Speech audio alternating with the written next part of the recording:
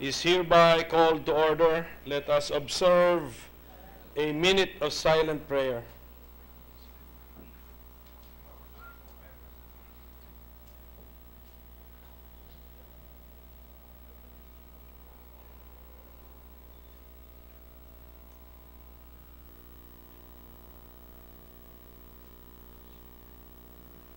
Amen. Secretary, please call the roll. The Honorable Senators Angara, Aquino, Binay, De Lima, Drilon, Ejercito, Escudero, Gatchalian, Gordon, Honasan, Ontiveros, Lacson, Ligada, Pacquiao, Pangilinan, Po, Recto, Soto, Trillanes, Villanueva, Villar, Soberi, Senate President Pimentel. Next time na, pabaliktad naman. Next month. With 14 senators present, the chair declares the presence of a quorum. Majority Leader. Mr. President, I move that we dispense with the reading of the journal of the 47th session, Tuesday, January 23, and consider the same as approved. Any objection to the motion? Hearing none, the motion is approved. Mr. President, I'd like to welcome some guests in the Senate, the guests of the Senate President, Vice Mayor Brian Lim of the JCI World President, Councilor Red Erpe Mejia of Dagupan City, Mayor Napoleon Ed Kidd of Candelaria, Quezon, and former board member Pete Oco, province of Zambales. We'd like to welcome them to the Senate, Mr. President. Welcome to all of our guests. Also, Ms. Sonia Mendoza, Mother Earth Foundation, Mr. Von Hernandez, and Laracas of GAIA Philippines. Mr. President, Welcome to all of our guests. Yeah, Mr. President, I move that we proceed with the reference of business. Any objection? Hearing none, the motion is approved. Bills on first reading. 1665, an act amending Section 9 of Presidential Decree Number 651, entitled Requiring the Registration of Births and Deaths in the Philippines, which occurred from January 1, 1974 and thereafter. Senator Laila De Lima. Referred to the Committee on Justice and Human Rights. 1666, an act mandating the Commission on Elections to provide for the office spaces of its failed offices, hereby repealing Section 55 of Batas Pambansa Bilang 881, otherwise known as the Omnibus Election Code of the Philippines as amended. Senator Laila De Lima. To the Committees on Electoral Reforms and People's Participation and Finance. Resolutions. PS Resolution number 588, entitled Resolution Directing the Appropriate Senate Committee to conduct an inquiry in aid of legislation on the emerging trend of requiring an additional fee for paper billing, which is being imposed by several private service providers and the Energy Regulatory Commission. Senator Laila De Lima. To the Committees on Trade, Commerce and Entrepreneurship and Public Services. 589, resolution directing the appropriate Senate committee to conduct an inquiry in aid of legislation on the recruitment of children as combatants by armed insurgents and extremist groups, with the end in view of putting an end to the involvement of child soldiers in armed conflict and promote mechanisms that facilitate the rights and safety of the child. Senator Laila De Lima. To the Committees on Women, Children, Family Relations and Gender Equality and National Defense and Security. 590, resolution directing the appropriate Senate committee to conduct an inquiry in aid of legislation into the latest Commission on Audit report revealing the worsening state of detention facilities in the Philippines. Senator Laila De Lima. To the Committee on Justice and Human Rights. 591, resolution directing the appropriate Senate committee to conduct an inquiry in aid of legislation on the role of elected barangay officials and the supervision of barangay civilian volunteers, and force multipliers in internal security operations with the end in view of establishing an effective community-based mechanism for maintaining local peace and order that respects and protects human rights. Senator Laila de Lima. To the Committee on Local Government. 592, resolution directing the Special Committee on Marawi City Rehabilitation to conduct an inquiry in aid of legislation on the rehabilitation efforts with emphasis on formulating policies to improve the welfare of internally displaced persons and the capabilities of affected local government units. Senator Sani Angara. To the Senate Special Committee on Marawi City Rehabilitation. 593, resolution directing the proper Senate committees to conduct an inquiry in aid of legislation on the status of the country's rice supply with the objectives of introducing new policies and reviewing existing measures and programs implemented to ensure rice supply sufficiency. Senator Maria Lourdes Nancy Binay. To the Committee on Agriculture and Food. Majority Leader. Mr. President, before the sponsorship speeches, Senator Gordon wishes to make a manifestation.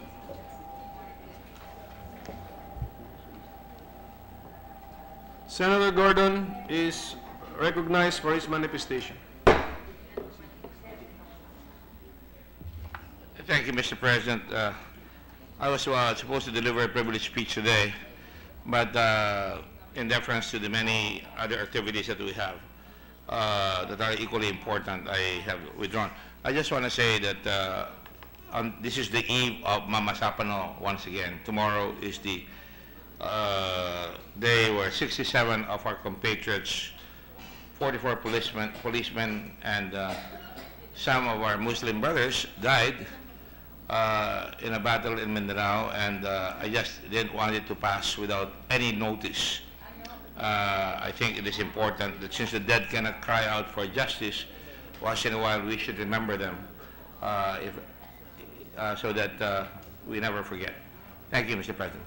Thank you. Mr. President, with the permission of the Chamber, Senator Pampilo Lacson will make an omnibus sponsorship speech on the issue of anti-hazing.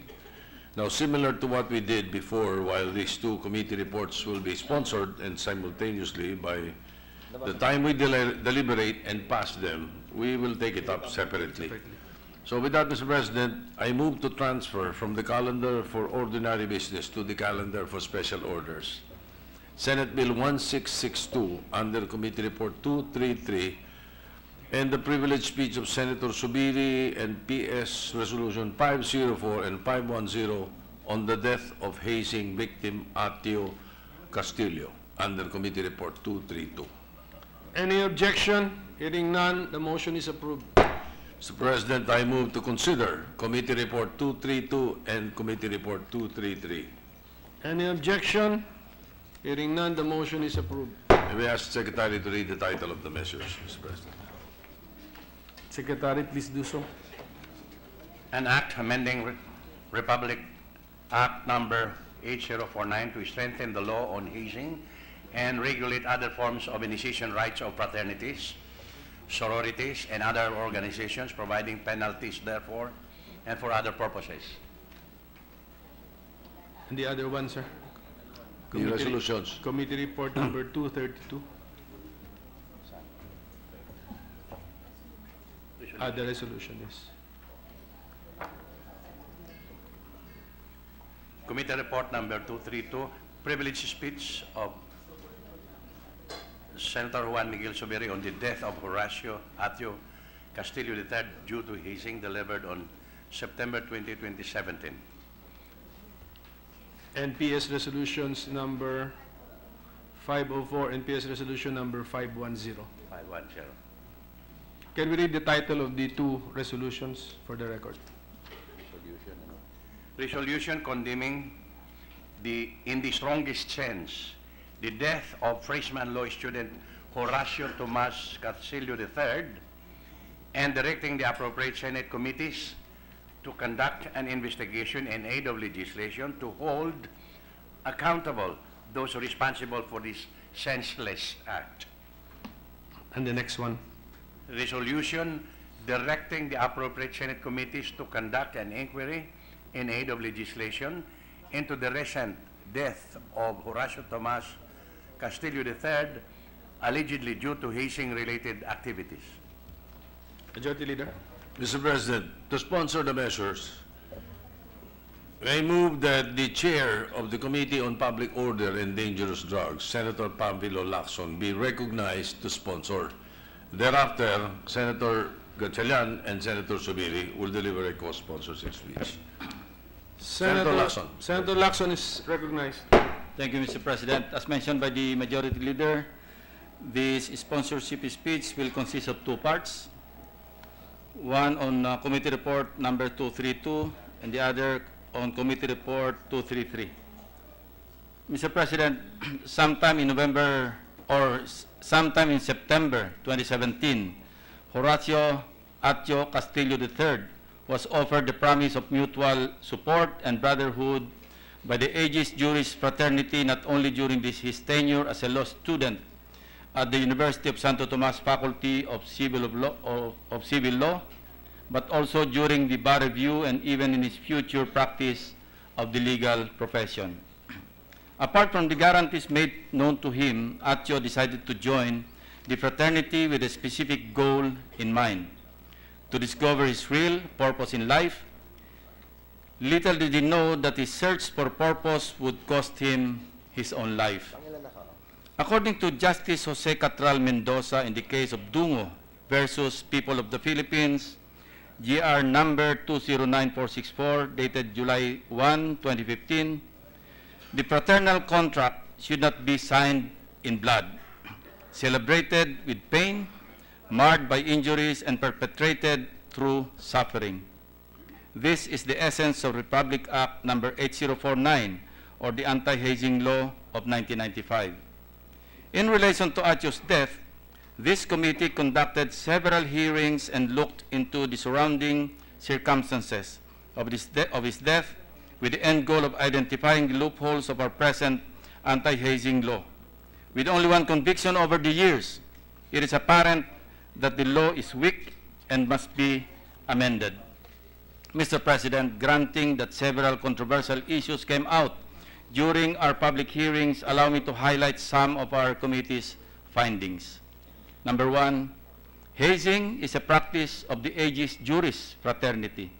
No less than 3 members of the fraternity, namely John Paul Solano, Jason Adolfo Rovinos, and Mark Anthony Ventura, who joined the fraternity on different academic years, testified under oath that they were mentally tortured, slapped, punched, and paddled as conditions precedent to becoming members of the said fraternity.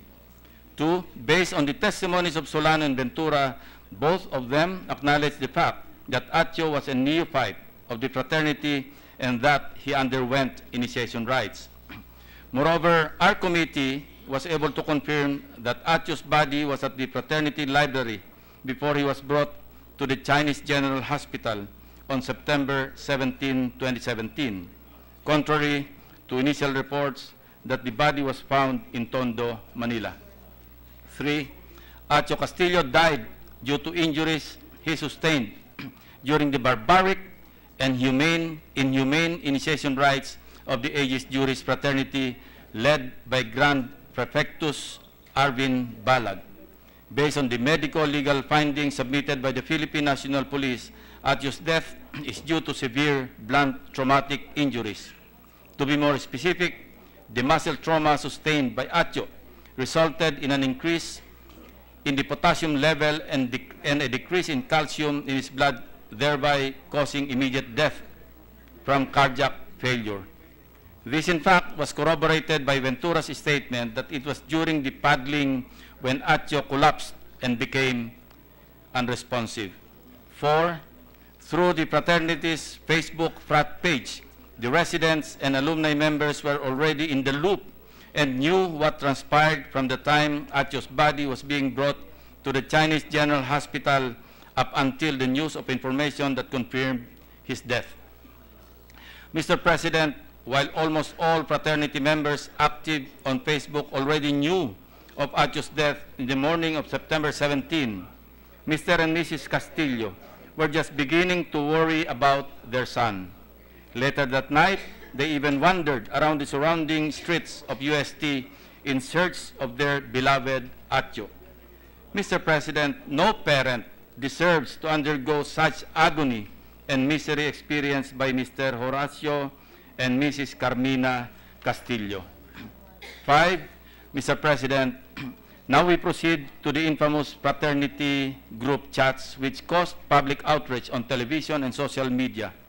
In the course of our hearings, the conspiracy among the members of the Aegis Juris Fraternity to cover up, conceal, avoid, and evade prosecution was revealed through a presentation of numerous screenshots of what happened to be 2 separate Facebook group messages of some members. On the first thread of messages, we highlight Arvin Balag's explicit instructions to deactivate all Facebook accounts and to observe the code of silence. 6, the second message thread created by fraternity alumnus attorney Marvy Abo contained messages from the residents, non-residents, and alumni members. A perusal of the messages revealed exchanges regarding the condition of their neophyte, the confirmation of Atio's death, their initial plan to inform the family, and their decision to forgo the said plan and to rather go with Solano's alibi that the body was found in Tondo. Mr. President, before proceeding further, allow me to highlight the fact that the screenshots presented and the contents thereof were never denied by the members present in our public hearings. In fact, Jose Miguel Salamat and Attorney Ferdinand Rogelio even authenticated the same, albeit impliedly, when they acknowledged and commented on some of their messages in the group chat. 7, Mr. President, upon confirmation of Atio's death, both messages and actuations of identified members of the fraternity were clearly directed towards a cover-up. This include, among others, Ronald Cheng's search for CCTV cameras that may have captured a footage of members when they loaded Atio's body inside Ralph Trangia's red Mitsubishi Strada. Attorney Alston Kevin Anarna's advice to clean the fraternity library and remove the paddles, and Attorney Edsel Bert Canla's forceful resolve that it was best to deny everything. 8, the resident and alumni group chat contained plans to urgently meet in private at noontime of September 17 at the Novotel Hotel in Cubao, Quezon City, to discuss how the situation should be dealt with.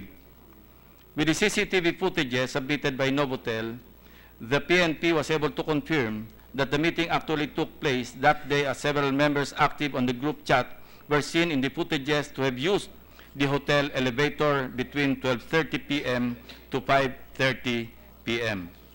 9, per the exchange of messages in the group chat, the Novotel meeting was immediately followed by another meeting in the house of Brian Bangi, also in Cubao, Quezon City. During a press conference of DOJ Secretary Vitaliano Aguirre, he made mention that Mark Ventura revealed to them that alumni members gathered several resident members present during Atio's initiation rites in a high-rise apartment for rent somewhere in Cubao. In the course of our research online, we came across an advertisement posted by Brian Bangi on Facebook, which is being flashed on the projector right now. It appears that Brian Bangi is offering a high-rise apartment for rent located in Cubao, similar to the description given by Ventura to the DOJ. Mr. President, before I close the issue on the group chat, I will not allow this opportunity to pass without calling out and make publicly known the pretentiousness and hypocrisy of the Aegis Juris Fraternity.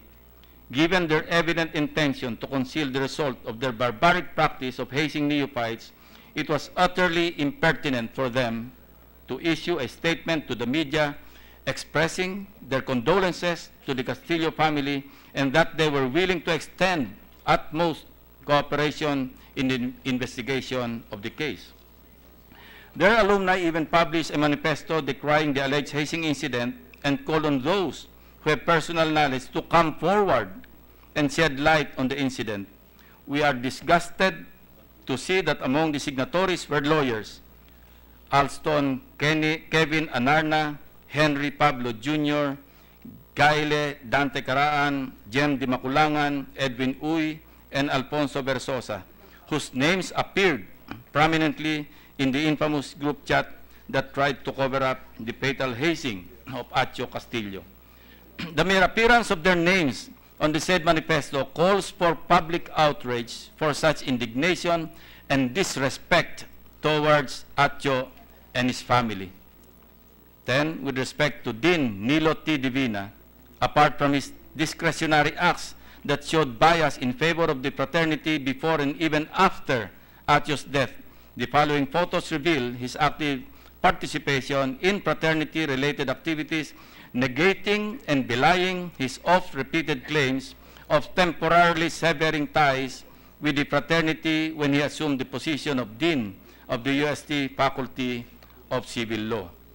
Mr. President, this committee rejects Dean Divina's claim that he had no means of identifying the neophyte who died while being initiated by his own fraternity.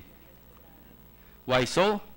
Because he could have easily reached out to his law partner, Attorney Edwin Uy, who at the time already had knowledge of Acho's death. Further, he could have also contacted fraternity advisor Attorney Irvin Pabella in order to reach out and be in contact with the resident members of the fraternity. Hindi naman po yata katanggap-tanggap ng isang personalidad as influential as Dean Divina would allow himself to be clueless, considering that the issue would have disastrous effect not only on his leadership, but also on his reputation. Mr. President, we take exception to Dean Divina's assertion that there was no oversight on his part. He even dared mention that he did what was expected. If this committee is asked whether we agree with him on his statement, we will qualify our answer. If based on his capacity as Dean, the answer is obviously no. As a member of the Aegis Juris Fraternity, Mr. President, our answer is a resounding yes. Mr. President, with respect to the University of Santo Tomas, we find that it failed to exercise due diligence in ensuring the implementation of the anti-hazing law. Based on the testimony of its representative, the university's denial as to the ongoing hazing practices of the fraternity was based solely on a signed document entitled Commitment to Anti-Hazing Law, which the university requires from every fraternity and sorority requesting to be acknowledged.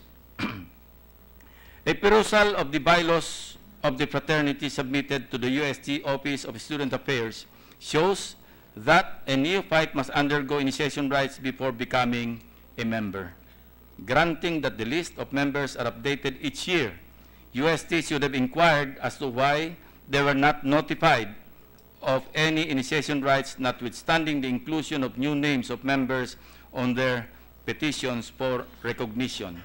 Finally, granting not only the late filing of the petition for recognition by the fraternity, but also the lack of the required endorsements, the Office of Student Affairs should have outrightly rejected the fraternity's application for recognition.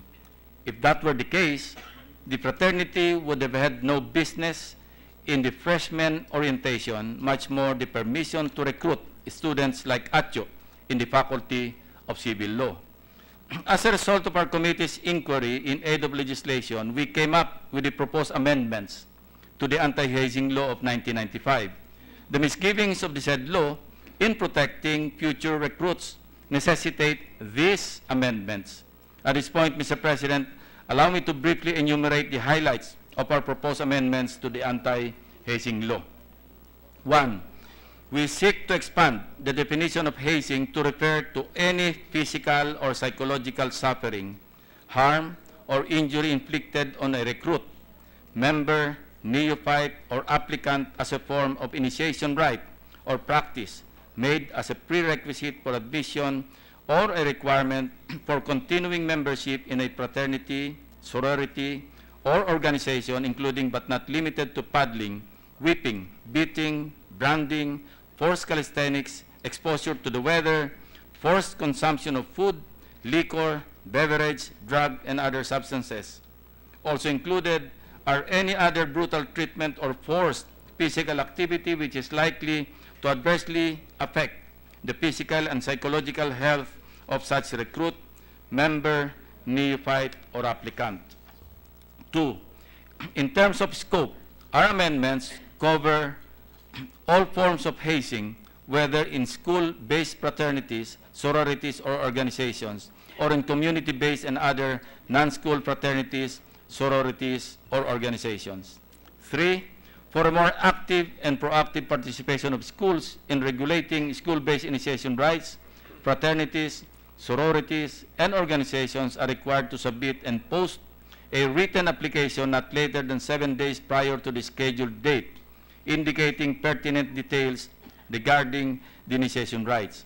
In addition, we add the obligation by school representatives to monitor, record, and report initiation rights so as to ensure that no hazing shall be conducted. 4.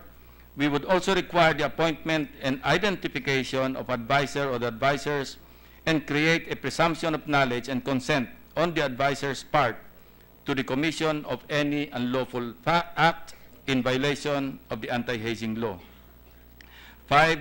Lastly, apart from the simplification of the imposable penalties, we find it necessary to also penalize persons who had knowledge of any hazing acts committed but failed to report it to the authorities, or those to be found guilty of hiding, concealing, or hampering, or obstructing lawful investigation by the authorities. Mr. President, hazing needs to stop now. Awareness must be raised as to the fact that there is no unity, no brotherhood, no strength, no honor, no dignity, and no respect in hazing. Hazing is merely violence and abuse. Mr. President, to create an effective deterrent against hazing, active participation from the 3 great branches of government, namely the executive, legislative, and the judiciary, is required. On the part of the executive branch, the Department of Justice has already submitted the Castillo case for resolution. In addition, we recognize the fact that no less than the President of the Philippines had committed the speedy resolution of this case. With respect to the legislative branch, the passage of amendments to the anti-hazing law is deemed forthcoming. As to the judiciary, their role is not limited to adjudicating the case in the event of a finding of probable cause against the accused. In the course of the public hearings, we made it clear that the Supreme Court should be proactive and responsive to the issue, which obviously calls upon it to exercise its authority to discipline the lawyers involved in this case. To be blunt, Mr. President, sa aming paniniwala, nararapat lamang po na madisbar ang mga miyembro ng Aegis Juris Fraternity na sangkot sa tangkang pagtatakip sa krimeng naganap. Sila ay ang mga sumusunod: lawyers Marby Abo, Alston Kevin Anarna, Edsel Bert Canlas, Cecilio Jimeno, Ferdinand Rogelio, Eric Fuentes, Cesar Ocampo Ona, Gayle Dante Caraan, Henry Pablo Jr., Jet Villaroman, Cesar de la Puente, Niño Gel Cervantes, Manuel Angelo Ventura III, Michael Vito, Nilo Divina, Arthur Capili, Irvin Joseph Pavella, Edwin Uy, Alan Christopher Agati, and all other members to be determined to have had knowledge of Atio's death and failed to report the same to the authorities. Mr. President, during our public hearings, we have invited Attorney Maria Cristina Layusa, the bar confidant of the Supreme Court. Notwithstanding the public interest invested in ensuring that justice is served for the death of Horacio Tomas Castillo III, there appears to be no initiative on the part of the court to proceed against the lawyers involved in their attempt to cover up the crime committed by their fraternity brothers. She insisted recourse towards a longer route through the integrated bar of the Philippines, even if the Supreme Court has the power to motu proprio commence disbarment proceedings. Mr. President, allow me to call the attention of Chief Justice Maria Lourdes Sereno and all the magistrates of the High Court. We are speaking of the death of a young man who joined the fraternity in the hope of increasing his chances of becoming a member of the Philippine Bar. Mr. President, it is undeniable that these lawyers have lost their moral fabric and became undeserving to be part of this noble and dignified profession. As such, upon adoption of this report, we will furnish the Supreme Court a copy of our report together with all the documents received by your committee. May these documents be used as reference in the disbarment proceedings which we expect the court to institute. Sa ating kataas-taasang hukuman, sana po mapatunayan ninyo sa lahat ng sumubaybay sa kwento ni Atio na mali ang sabi-sabi na walang mangyayari dahil malakas ang kanilang mga koneksyon at makakalimutan rin ang isyong ito. On another note, just to put things in their proper perspective, while this committee complied with the order of the Supreme Court dated December 12, 2017, ordering the release in the interim of Alvin R. Balag, pending the resolution of his petition, we are of the view that such order was unprecedented. Further, the order violated the time-honored principle of separation of powers, considering that the prevailing doctrine initiated in the case of Arnold versus Nazareno, GR number L-3820, July 18, 1950, has not yet been reversed by the Supreme Court. The ruling cited that the very reason for the exercise of the power to punish for contempt is to enable the legislative body to perform its constitutional function without impediment or obstruction. Towards this end, I hereby call on my colleagues to be more prudent in protecting the Senate's independence so as to avoid encroachment of its authority in the performance of legislative functions. Finally, with respect to the University of Santo Tomas, an institution known as, and I quote, the Royal and Pontifical Catholic University of the Philippines, unquote, the maintenance of a morally encouraging educational environment will be endangered should they continuously fail to meet the demands of the issue, notwithstanding established proof as to the actual practice of hazing by a fraternity that has existed in the university for the past 36 years. We have yet to hear any pronouncement or decision perpetually banning the Aegis Juris Fraternity. Mr. President, hanggang sa mga sandaling ito, nakakabingi ang katahimikan at nakakabahala ang kakulangan ng karampatang aksyon ng UST sa trahedyang sinapit ni Atio. As long as the university remains silent in the hope that all this shall pass, members of the fraternity will continue to huddle somewhere and arrogantly blurt out their senseless pretentious chant, lumalakas, lumalawak, lumalaban. Mr. President, Atio Castillo sought to join a brotherhood in search for his purpose in life. There is no more life to speak of. Let his death serve the purpose of ensuring that the misery of hazing and the employment of appalling rituals will no longer be imposed in the name of brotherhood.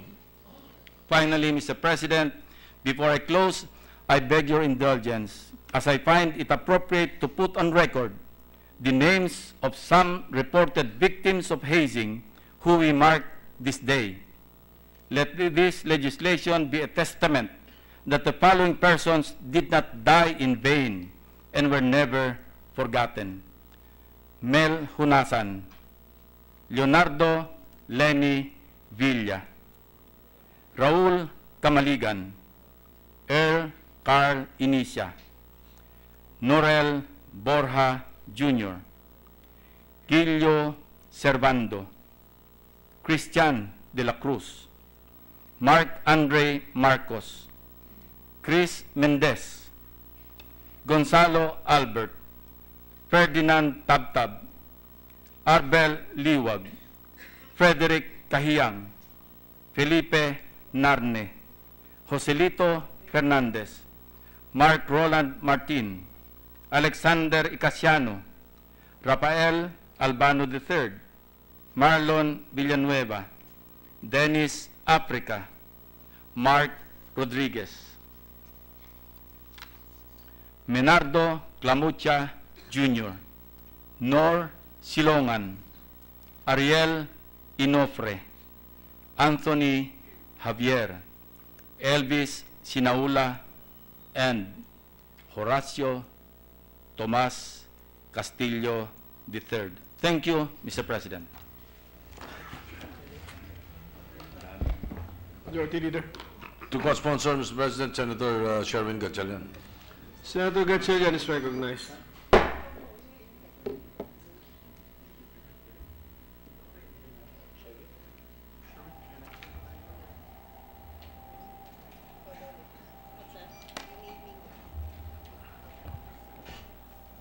Mr. President, esteemed peers in the Senate, good afternoon to you all.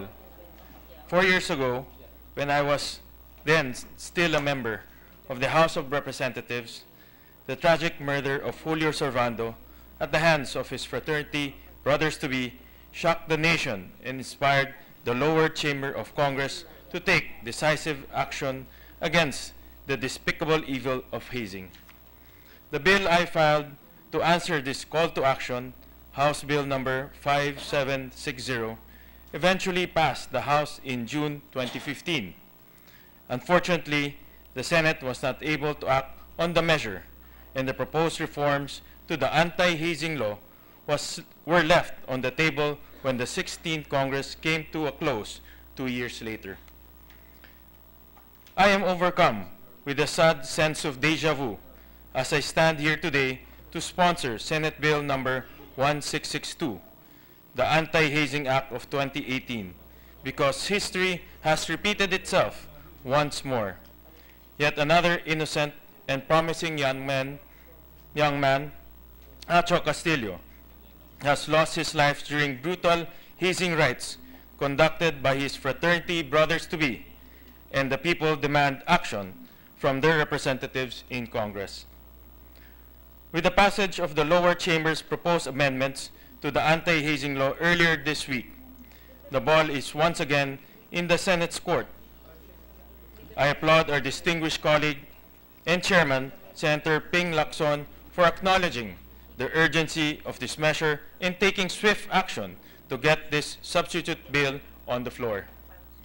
The horrifying acts surrounding the death of Acho Castillo and the subsequent cover-up by members of the Aegis Juris Fraternity make it clear that there are glaring loopholes in Republic Act number 8049, the anti-hazing law of 1995, which need to be closed. These issues well covered by this bill, which includes provisions that establish clear-cut responsibilities and liabilities of educational institutions in preventing and policing hazing, and severely punish resident and alumni members of fraternities who would dare attempt to frustrate the ends of justice by covering up the hazing crimes committed by their brothers. Most importantly, this bill changes the central paradigm of the law. Instead of regulating hazing, it will completely prohibit all forms of hazing once and for all. Mr. President, this bill is written in the blood of Acho, Julio, and all of the other promising young Filipinos who have lost their lives to the senseless crime of hazing. I urge the esteemed members of this chamber to rally behind the swift passage of Senate Bill number 1662 so that no more blood will be shed in pursuit of brotherhood. We must not allow history to repeat itself once more. Thank you, Mr. President.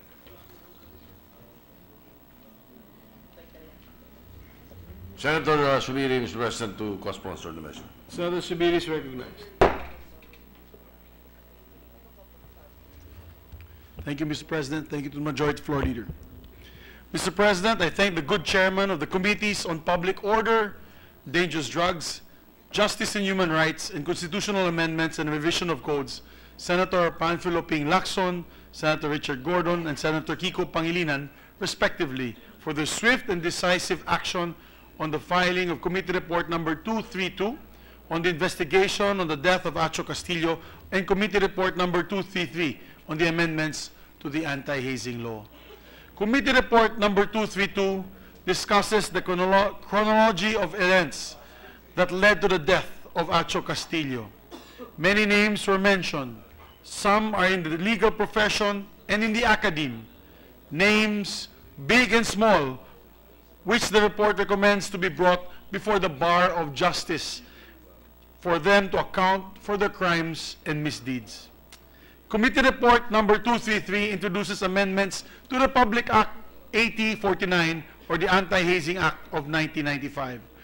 Perhaps, Mr. President, we can say that after all the bad things that have happened, the loss and heartache of the Castillo family, who are, by the way, with us here today, there is actually something good that can come out of this tragedy. I laud the committees, most especially Chairman Senator Ping Lacson, for coming up with a comprehensive report which considers, among others, the bill that I filed, Senate Bill number 1591, or an act prohibiting hazing and regulating other forms of initiation rights of fraternities, sororities, and other organizations. I thank the chairman for including a clearer definition of the act of hazing, and most importantly, for adding a provision that penalizes former officers, non-resident members, or alumni of the fraternity, sorority, or organizations who performs any act to hide, conceal, or otherwise hamper or obstruct any and all investigations that will be conducted after the commission of the crime. Under the report, this will be meted the punishment of reclusion temporal and a fine of 1 million pesos. Moreover, should the former officer, non-resident member, or alumni be a member of the Philippine Bar, he or she shall immediately be subjected to disciplinary proceedings by the Supreme Court or by the concerned professional board if he or she belongs to any other profession subject to the regulation by the Professional Regulatory Commission. Since I delivered the privileged speech on September 20, Mr. President, the committees conducted marathon hearings and invited many witnesses and resource persons to shed light on the death of Acho Castillo. However, to our dismay, the resident and alumni members of Aegis Juris Fraternity, instead of shedding light and speaking the truth in the course of our investigation, not only muddled the investigation by telling lies to these committees, but also attempted to cover up the gruesome crime of their fraternity brothers. Indeed, as in many similar investigations and deaths due to hazing, blind loyalty prevailed upon fraternity members instead of having a clear conscience and sense of justice. But as in the biblical passage in Matthew 3, chapter 3, verse 3, and I quote, "A voice of one calling in the wilderness, prepare the way for the Lord, make a straight path for him." Thus, a singular voice in the wilderness, Mr. President, has spoken. Someone perhaps bothered by his conscience had decided to make way for a straight path. We are consoled that Mark Anthony Ventura, had decided to come out and tell what he knew of the death of Acho Castillo. By this time, Mark Ventura probably has been ostracized, if not expelled, by his fraternity members, but we want to assure him that we are with him in this fight.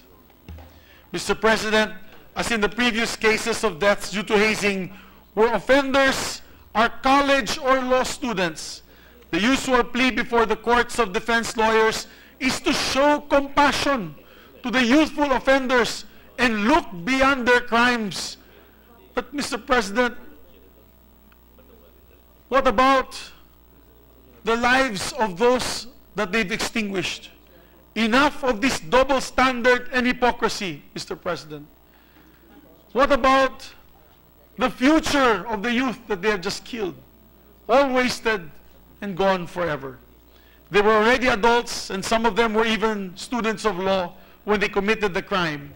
And therefore, they must have known the consequences of their actions. To them and their brother's keepers, I say, let the axe fall where they may, and let justice be served for Acho Castillo. Let the death of Acho Castillo not be a senseless death, Mr. President. Let Acho be the last victim of hazing. Through this bill and recommendations, we can bequeath a meaningful life to the Filipino youth in memory of Acho Castillo's death. I would like to even propose that we coin the name of this future Republic Act as the Acho Castillo Law. Mr. President, he once sat on the table, on your table, the table of the Senate President in this August chamber, and told his parents that one day he would make a difference for our country. Indeed, due to his tragic death, he is making that difference. May God bless his soul, and may God bless his family. And thus I urge our colleagues, Mr. President, for the immediate adoption of these committee reports. Again, I truly want to thank Senator Lacson and his staff and the members of the committee for these well-crafted committee reports. Thank you, Mr. President. Majority Leader. Senator Villanueva. Senator Villanueva is recognized. Thank you, Mr. President. At the onset, may I just put on record that this representation would like to commend and congratulate the chair, Senator Lacson, for that committee report. And at this juncture, I would also like to manifest my expressed desire to be made co-author of this measure that we are going to deliberate. And I express my full support for the proposed measure, and as a member of the Tomasian community, I also would like to continue to put on record that I maintain my disgust at the death of Acho Castillo at the hands of the Aegis Juris Fraternity. And Mr. President, I maintain na hindi po talaga nasusukat sa karahasan ang tunay na kapatiran. Maraming salamat po, Ginoong Pangulo. Thank you, Mr. President. Before we suspend the consideration of the measure, Mr. President, just for the record, this representation would like to thank the sponsor and the other sponsors, Senator Lacson and the rest, because I filed this bill in the 15th Congress, refiled it in the 16th Congress, refiled it in the 17th Congress, and finally it will see the light of day with this committee. So thank you very much. I move to suspend the consideration of Senate Bill, the anti-hazing measures under Committee Report 232 and 233. Give time to the other senators to study the Any objection? Hearing none, we suspend the consideration thereof. Thank you, Mr. President. With the permission of the body, I move to resume consideration of House Bill 477 under Committee Report 82. Any objection? Hearing none, approved. This is the measure on the first Philippine Republic Day, Mr. President. The parliamentary status of the measure was still in the period of interpellation. So may we recognize the sponsor, Senator Chis Escudero. The sponsor, Senator Escudero, is recognized. Yes, for a minute suspension, Mr. Speaker. Session is suspended.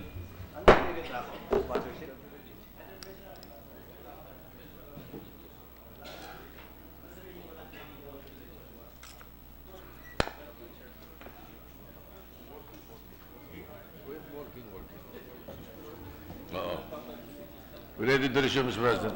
Session is resumed. Senator Chis Escudero, Mr. President. Yes. And then just one more point from the Minority Leader, Mr. President. The sponsor has been recognized and the minority leader is recognized for interpellation. With the permission of the good sponsor, will the good sponsor yield to just one or two questions? Willingly, Mr. President, Your Honor, to our Minority Floor Leader. Mr. President, we have no objection to this measure, which declares a special working holiday. Is that a correct understanding, Mr. President? That is correct, Mr. President, Your Honor. So that it is there is no effect on the daily paid workers. They will work on that day. There is no premium payment, and the employers will continue operating their businesses on that day. It's a recognition of the day as First Republic Day. It's a commemoration of that day, Yes, Mr. President, commemoration Your of Honor. that day. We are on the same page with respect to that approach and principle, Mr. President, Your Honor, with the Minority Leader. The reason I'm taking the floor, Mr. President, is to inquire from the good sponsor who we know broached the idea of the rationalization of the holidays in our country. So the question we raise is, at what stage is this bill being prepared, or do we see the hope of our being able to debate on this within a reasonable period of time, Mr. President? We are in the process of doing consultations, Mr. President, in order to come up with a draft bill. We have consulted employers and various labor groups, and hopefully by the middle of February at the latest, Mr. President, we can have a draft bill on our agreement last year on the floor for us to come up with a bill rationalizing all of these holidays, which as of today stands at 26, given the additional 2 that we approved, Mr. President, Your Honor. Yes, Senator Pacquiao confirmed that when we stood up on the question of the Bible Day, which also the good sponsor sponsored on the floor. May I suggest, Mr. President, that the bill need not be perfect when it is filed on February 5th, middle of February. Let us put it on the, let us have it filed, and let us continue with the committee hearings after that point, so that the views of the various sectors can be heard. That's the only suggestion. We will do that, Mr. President. We have no intentions of making it perfect, given that it will be a work in progress, and Yes. more heads are better than one insofar as crafting a meaningful, rational, and reasonable bill in the subject matter is concerned. We would welcome the inputs from our colleagues, Mr. President. Yes, Mr. President, that is all for our part on the period of interpretation. We have no further questions, and we endorse, we have no objection to the passage of this measure.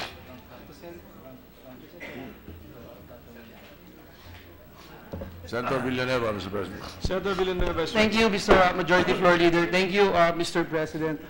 I only have one issue, Mr. President, as this representation is also the principal author of this measure.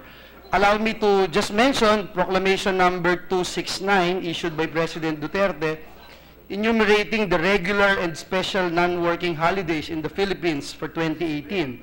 Among those included as a special non-working holiday is the Chinese New Year, which is one of the most revered and festive events celebrated not only in China but also here in the Philippines. Similarly, Mr. President, yung February 25 po is declared as a special non-working holiday to commemorate the 32nd anniversary of EDSA People Power Revolution, which restored and ushered political, social, and economic reforms in the country.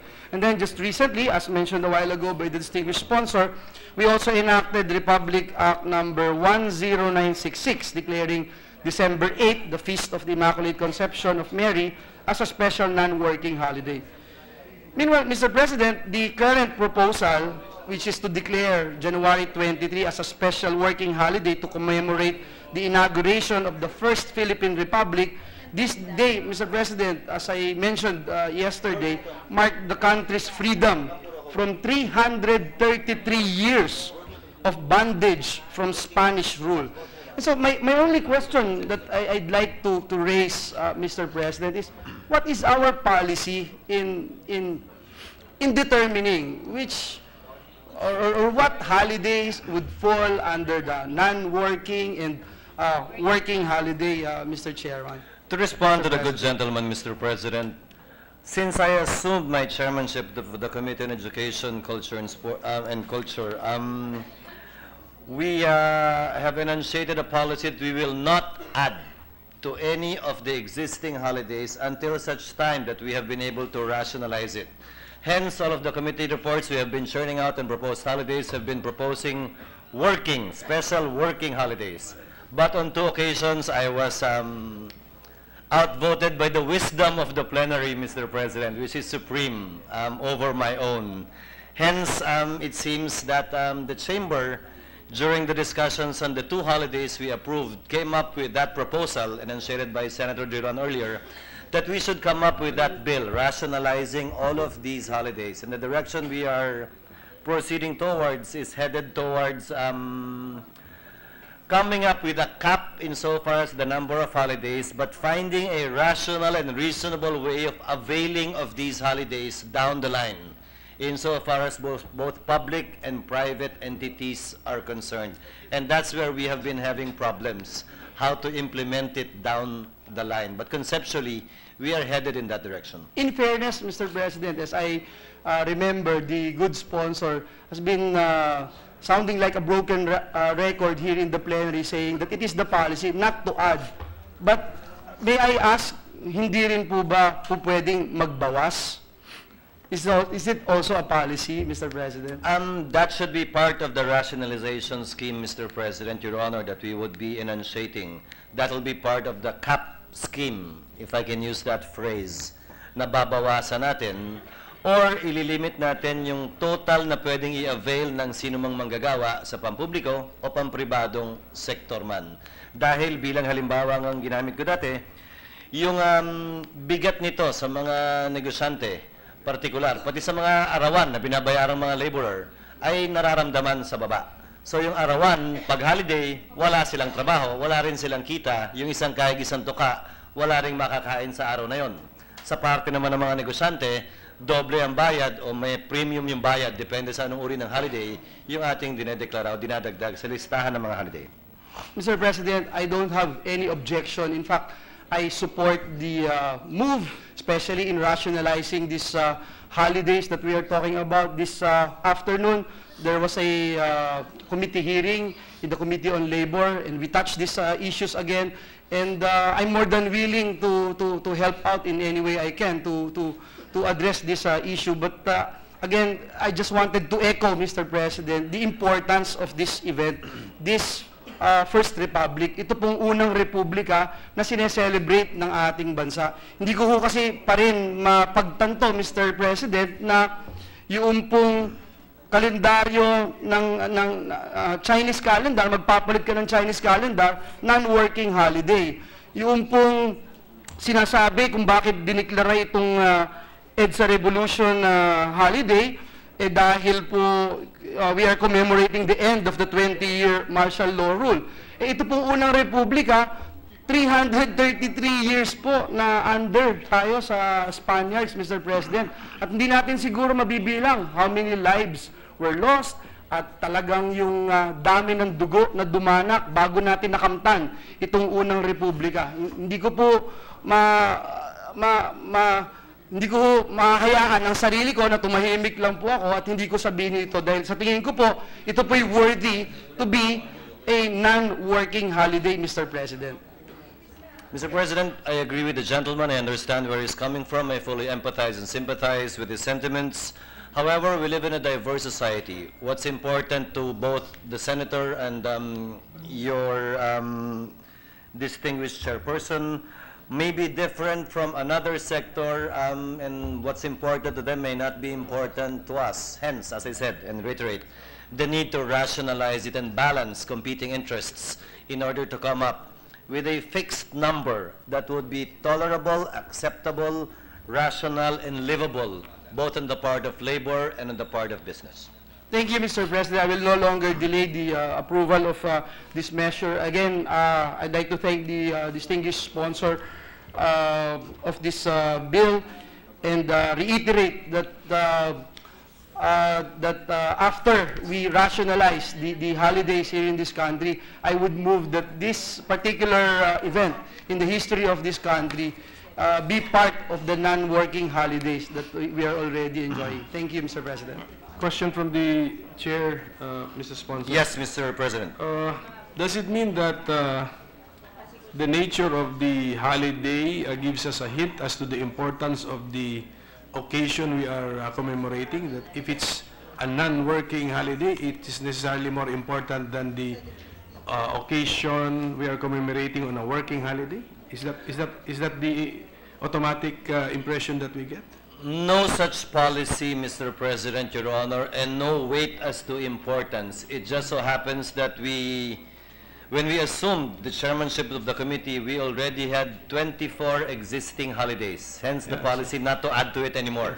So, but it does not speak of the importance or the absence or lack of importance if it is declared as a working or non-working holiday. Because as I said, what may be important to one may be unimportant to another. And I'm not yet even counting, Mr. President, the local holidays, because the first Philippine Republic Day, January 23, is a holiday in Bulacan. So hindi ko kasama yun sa bilang ko sa 24. Yung bilang ko po 24, nationwide holidays pa lang po yun. Hindi pa kasama yung bilang ng local holiday sa kada munisipyo, sa kada syudad, at kada probinsya ng ating bansa. And how about those I will call the collateral holidays? For example, I think November 1 is a holiday, but November 2 is also most likely a holiday. Hindi pa rin natin binibilang pag nag-ASEAN Summit, hindi natin binibilang pag bumisita ang Papa, hindi natin binibilang pag may malaking pagpupulong na nagiging holiday din po yung buong linggo minsan. Senator Recto. Just a query, Mr. President. What is the number in the region? What is the average? In the region? In the Southeast Asian region. 15 to 18 is the average, Mr. President, And Your when you Honor. say 15 to 18, these are non-working holidays. Yes, Mr. President. For example, Mr. President, in the United States, they have what they call the President's Day. Hindi na nila hiniwa-hiwalay si Lincoln, si Washington.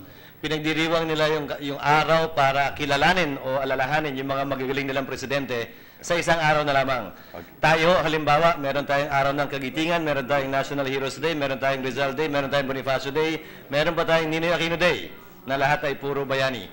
Nais dagdagan ni Senator Dick ng Lapu-Lapu Day. So, puro bayani din po yun. So, isang bagay ho yun na dapat natin tingnan at pag-aralan talaga. And Mr. President, in the United States, how many holidays do they have? I do not have the exact figure, Mr. President. I apologize to the gentleman. And the President said earlier that in the Philippines we have 26, is that correct? 24 plus 2. 26 na po.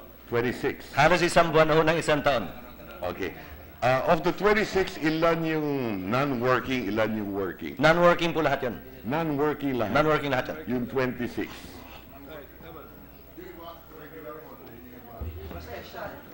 But all of them are non-working. Non-working. All with pay? No. Pag nagtrabaho ka sa araw na yon, Okay. may dagdag na premium sa sweldo mo. Okay, so Depende kung doble o kung 30%.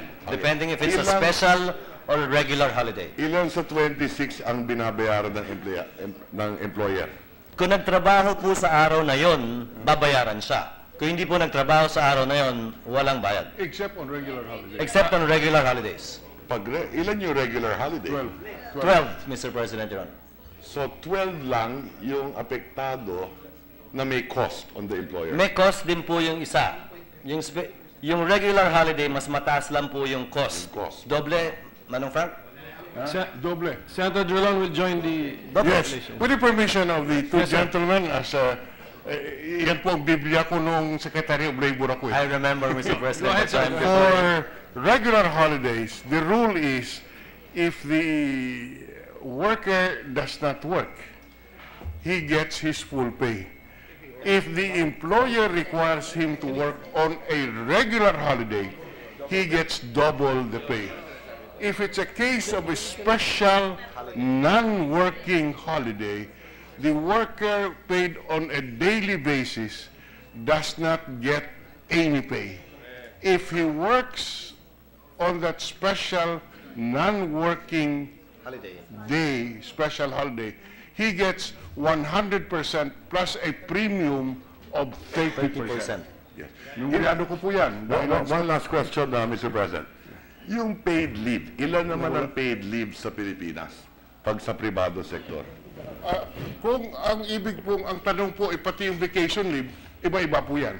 Dahilan po sa, ang standard, sa pagkaalam ko, nung panahon ng nasa Department of Labor ako, ang standard po, whether or not there is a collective bargaining agreement, is 15 working days of vacation and 15 working days of sick leave. So 30 days paid leave na rin yan. 30 days of paid leaves apart from the 12 days of paid regular holidays. Correct, correct. Now, Sa Committee on I think we Labor should na po look yan, at it Mr. all President, together, Your Honor, Mr. kay President. Senator Villanueva. just one by one question, Mr. Yeah, President. Senator Dillon, go ahead. Yeah, just because I have the floor. Mr. President, do you know, Mr. President, that in the Vatican, Good Friday is not even a holiday? Much less Monday, Thursday is not a holiday. Holy Saturday is not a holiday. It is only Easter Sunday, which is a holiday. So this indicates how other countries would view religious holidays. Just for the record, sir. Thank you, Mr. President. Mr. President, this bill would be taken into consideration the later bills filed by Senators Legarda, Villanueva, and Gordon, namely Senate Bill number 1480, 1525, and 1664. No other member, Mr. President, registered to interpolate. Move to close the period of interpellation, Mr. President.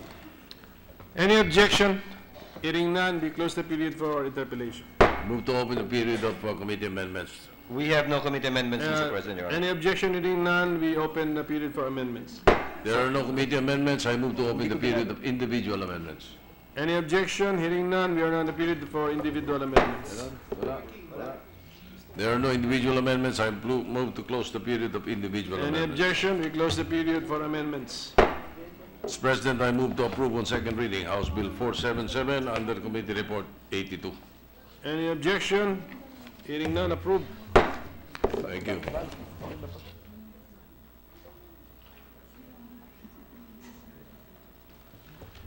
Mr. President, Senator Francis Escudero, Chair of the Committee on Education, will sponsor 19 House bills and 1 Senate bill pertaining to the establishments, separations, and conversions of primary and secondary schools and SUCs in various parts of the country. Now, similar to what we have done previously, Senator Escudero will deliver an omnibus sponsorship on the measures. However, for purposes of interpellations and second and third reading approvals, we'll be taking it up one at a time. So, with the permission of the Chamber, I move to transfer from the calendar for ordinary business to the calendar for special orders the following House bills.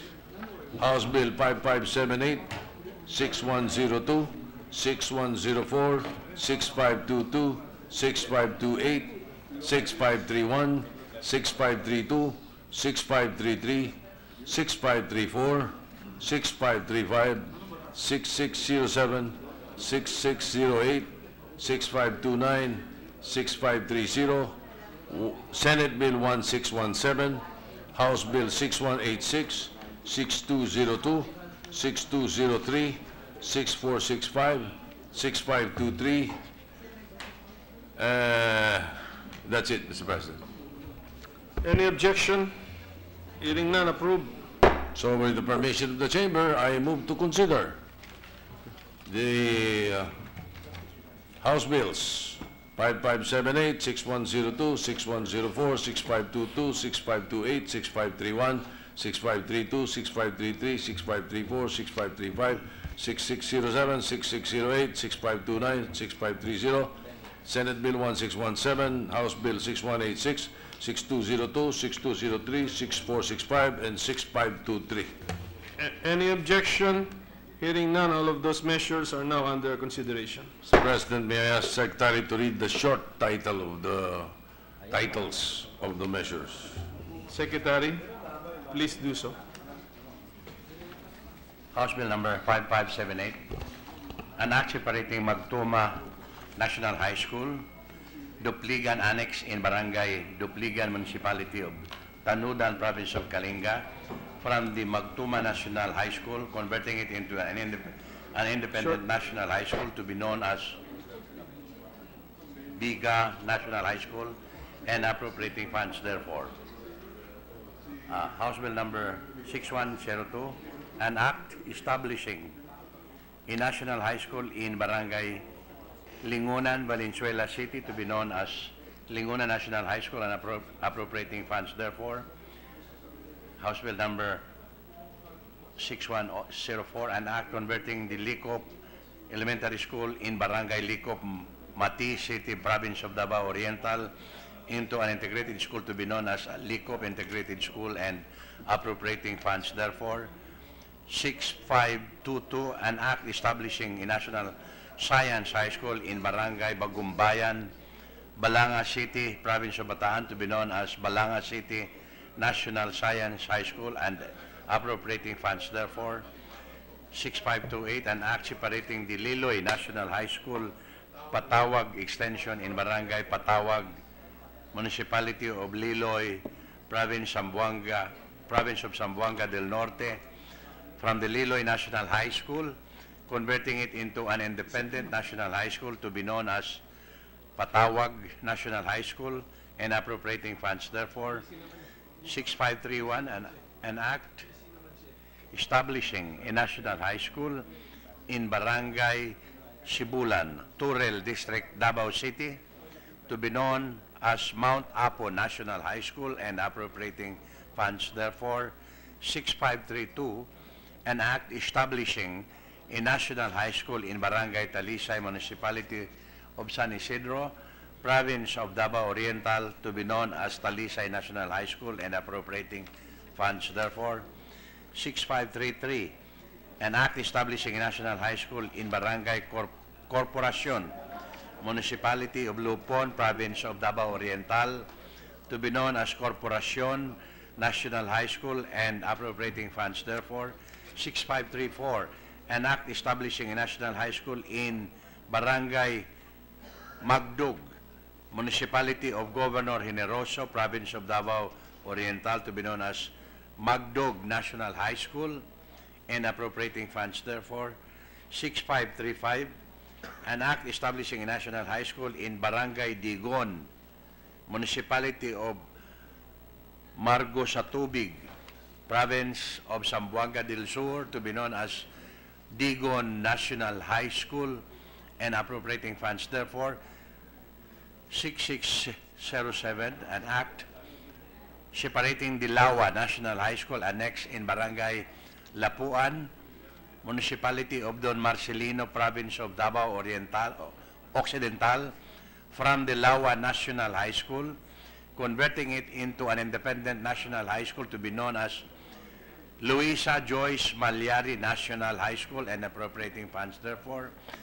6608, an act separating the Fishing Village Comprehensive National High School Annex in Barangay Mana, Municipality of Malita, Province of Davao Occidental from the Fishing Village Comprehensive National High School, converting it into an independent national high school to be known as Benjamin Velasco Bautista Senior National High School and appropriating funds therefore. 6529, an act separating the Calawit National High School, Pianon Annex in Barangay Pianon, Municipality of Calawit, Province of Zamboanga del Norte from the Calawit National High School, converting it into an independent national high school to be known as Payanon National High School and appropriating funds therefore.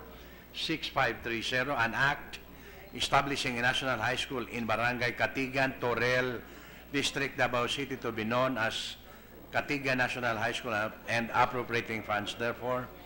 1617, an act converting the Davao Oriental State College of Science and Technology in the city of Mati and all its satellite campuses located in the province of Davao Oriental into a state university to be known as the Davao Oriental State University, integrating therewith the Governor Generoso College of Arts, Science and Technology in the municipality of Governor Generoso, province of Davao Oriental, and appropriating funds therefore.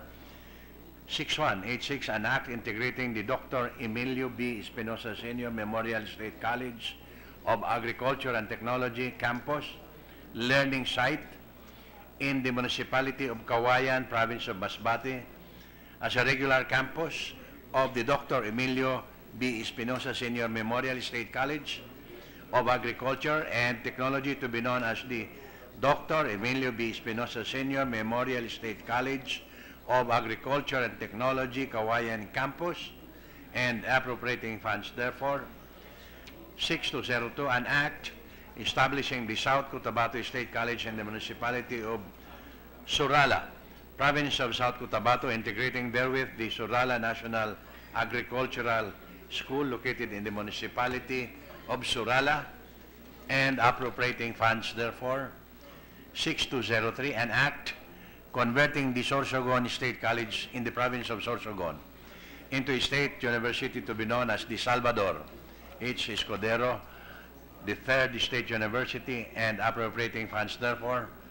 6465, an act converting the Northwestern Mindanao State College of Science and Technology in the city of Tangub, province of Misamis Occidental, into a state university to be known as the University of the Northwestern Mindanao, and appropriating funds therefore.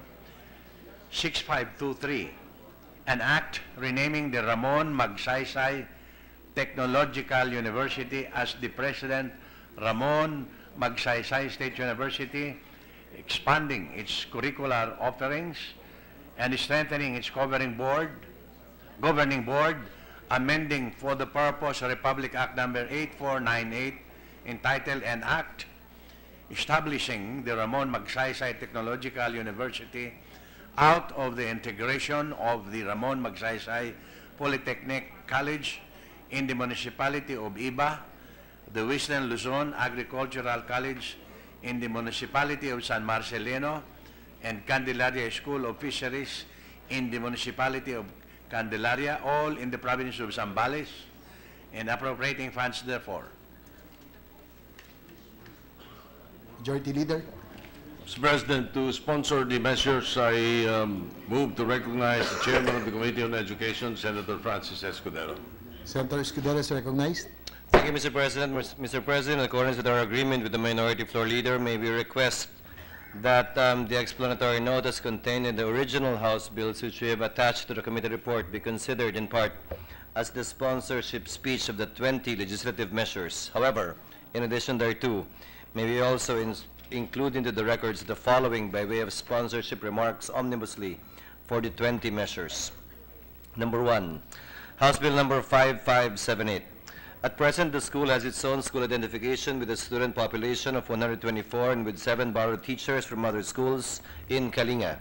Due to the increase of population in Barangay Dupligan and nearby barangays, there is an indication that student enrollees will grow in the coming years. With the conversion of the Magtoma National High School, Dupligan annexed into an independent national high school, the capability of the school as a catalyst for change will be boosted. House Bill number 6102. Barangay Lingunan is relatively a big barangay with a population of no less than 21,000 as of 2010 national census. It has a sizable number of elementary graduates who could pursue their high school education in the same barangay where the students reside. The school is now complete with facilities, and the establishment therefore of the Lingunan National High School makes the high school education more accessible to its barangay residents, who will be given better opportunities to pursue their education.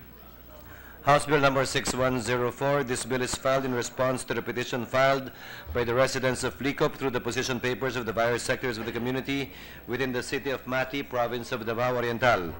The bill recognizes the logistical and long-distance predicament of the parents and their children and empathizes with the sentiments of the people of Barangay Corporacion and their desire to have an integrated school in Licop by the creation of the Licop Integrated School to be situated in the barangay proper in the city of Mati, province of Davao Oriental. House Bill number 6522. Balanga City, recently recognized by UNESCO as having the first learning city in the Philippines, is equipped and capable to house, among others, a science high school as proposed. As a province more than ready and willing to help in nation building through the training of exceptional populaces, it is the perfect location for a new science high school. Complementing other educational institutions in the city of Balanga, it is poised to develop students with first-class training and background in the sciences who are intended to grow into contributing members of society through a specially designed secondary education curriculum. Number 5, House Bill number 6528. Pursuant to the constitutional mandate provided for in Section 1, Article 14, it is imperative that the state disperses schools and their facilities to areas where they are needed. Moreover, to make these schools more autonomous, thereby making them more responsive and effective in attaining their goal of quality and accessible education in their respective localities, they should be enabled to stand on their individual initiatives and merits, considering that education by the state does not gain ground as an institution without the involvement and participation of community and local stakeholders. House Bill number 6531. The distance of the nearest high school from Barangay Sibulan is 29 kilometers away, in which transportation and other financial considerations are major difficulties of students as well as their parents. The creation of a public high school in Barangay Sibulan will significantly and particularly address the problem of the people in that area. House Bill number 6532. This bill is filed in response to a petition filed by the residents of Barangay Talisay through various position papers submitted within the municipality of San Isidro, province of Davao Oriental. The bill recognizes the dilemma of parents on physically inaccessible schools for their children and thus emphasizes with the sentiments of the people of Barangay Talisay in their pursuit for a national high school in their barangay. House Bill number 6533.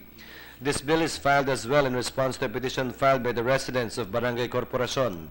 Parents and students of Barangay Corporacion have long aspired for an accessible and affordable education facility to be situated in their place. House Bill number 6534, again filed in recognition of the petition filed by the residents of Barangay Magdug within the municipality of Governor Generoso, province of Davao Oriental. House Bill number 6535. A barangay of a third-class municipality, Barangay Digon, has a sizable number of elementary graduates who are unable to pursue secondary education because of the local limited number of high schools in the vicinity. This hinders the residents' right to accessible education and deprives the barangay the opportunity to develop its community and improve the quality of the residents' lives in various aspects. The establishment of a national high school makes high school education more accessible to that as well as to its neighboring barangays. House Bill number 6607. Again, Mr. President, this is in response to the petition and clamor filed by the adjacent barangays of Lapuan, located in the municipality of Don Marcelino. House Bill number 6608.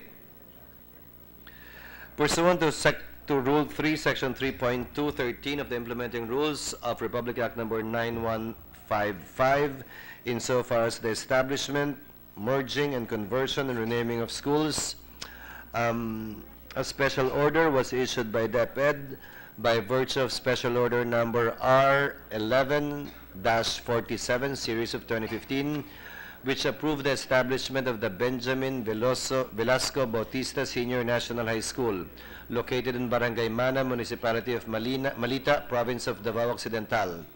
The parents and students in Barangay Mana and adjoining barangays of the Municipality of Malita clamor for the approval of this bill. To ensure better operations, administration, and maintenance of the school and to cope up with ever-increasing number of students in that school. House Bill number 6529. Barangay Pianon is situated in a remote rural area in the 3rd District of Zamboanga del Norte, under the 4th-class municipality of Calawit. The community mainly relies on agriculture as its basic source of income, and its impoverished constituents bank on education as a leverage to take them out of poverty and pursue better lives. Through the initiative of their local leaders and stakeholders, and the local government unit of Calawit, the Calawit National High School Pianon Annex was established so that students from far-flung barangays who used to trek bumpy roads daily just to attend classes in accordance with DepEd statistics for SY 2016-2017. The establishment of an independent national high school in Pianon will help resolve the pressing demands of accessible quality education and the ideal classroom to teacher to student ratio in the area. House Bill number 6530. Barangay Katigan is one of the most depressed areas in Davao City. Majority of the people residing in that barangay belong to the Lumads or IPs and the marginalized sector of our society. The creation of a public high school in Barangay Katigan will significantly and particularly address the problem faced by the people whose meager income is derived from agricultural activities and can barely afford the expenses of sending their children to high schools located in downtown Davao City. House Bill number 1617. The college was established by virtue of Republic Act number 6807, converting the Mati Community College to the current Davao Oriental State College of Science and Technology. As an institution of higher learning, the college has been committed to elevate knowledge generation, to promote inclusive and sustainable development, and to produce holistic, creative, and inclusive human resource. The college has greatly helped in improving the economic status of the people of Davao Oriental by providing its citizens with the opportunity to avail of quality and affordable education, and thus allowed its students to find gainful employment. The college's curriculum are education, agricultural technology, agribusiness management, business administration, hotel and restaurant management, criminology, development communication, environmental science, among others. The conversion of the Davao Oriental State College of Science and Technology into university and the integration of the Governor Generoso College of Arts and Science and Technology to the university will greatly benefit, therefore, the citizens of Davao Oriental. House Bill number 6186. The integration of the Dr. Emilio B. Espinosa Senior Memorial State College of Agriculture and Technology Campus Learning Site in the municipality of Cauayan, province of Masbate, as a regular campus of the Dr. Emilio B. Espinosa Senior Memorial State College of Agriculture and Technology, to be known as the Dr. Emilio B. Espinosa Senior Memorial State College of Agriculture and Technology, Cauayan Campus, is the solution to the predicament of the constituents living in the municipalities included in the 3rd District of the province of Masbate, specifically Cauayan, Placer, Pio V. Corpus, Esperanza, Dimasalang, Palanas, and part of Uson. House Bill number 1602, and taking into consideration Senate Bill number 1587. The Sorala National Agricultural School is the lone tertiary government agricultural institution in the province of South Cotabato. Established in 1976, it provides the people of South Cotabato and nearby provinces quality education despite their meager resources. As it aspires to further improve the delivery of quality education to the people, the conversion into a state college will further widen the opportunity of its people to achieve their goal. House Bill number 6203. Before I proceed sponsoring the measure, Mr. President, may I just say that I have declined the amendment renaming the school to after my father, and will be reverting to the original House bill during the period of amendments, and will be so reporting it accordingly. Having said that, the Sorsogon State College, my colleagues can perhaps do that, Mr. President, when I'm not here anymore. I'm not the chairman of the Committee on Education.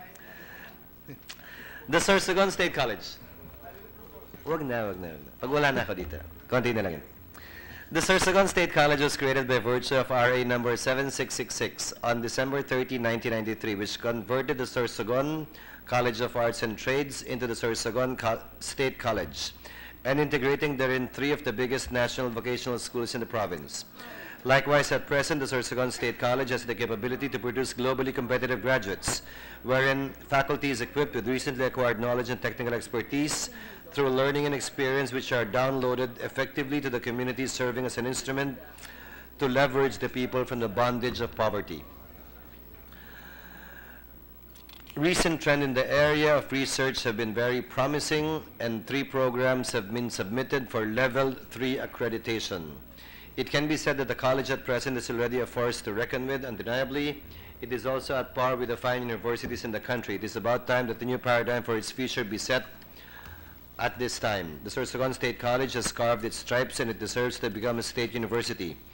To maintain objectivity and fairness, to the public and its money entrusted to the government by way of taxes, it should be converted and should be rightfully named Sorsogon State University. House Bill number 6465. It is a well-known fact that institutions of higher learning have grown significantly in number over the years, and majority of these institutions are concentrated in highly urbanized cities and the more affluent provinces in the country. The most expensive university buildings with well-equipped facilities are found in Metro Manila and adjoining cities and provinces in the National Capital Region.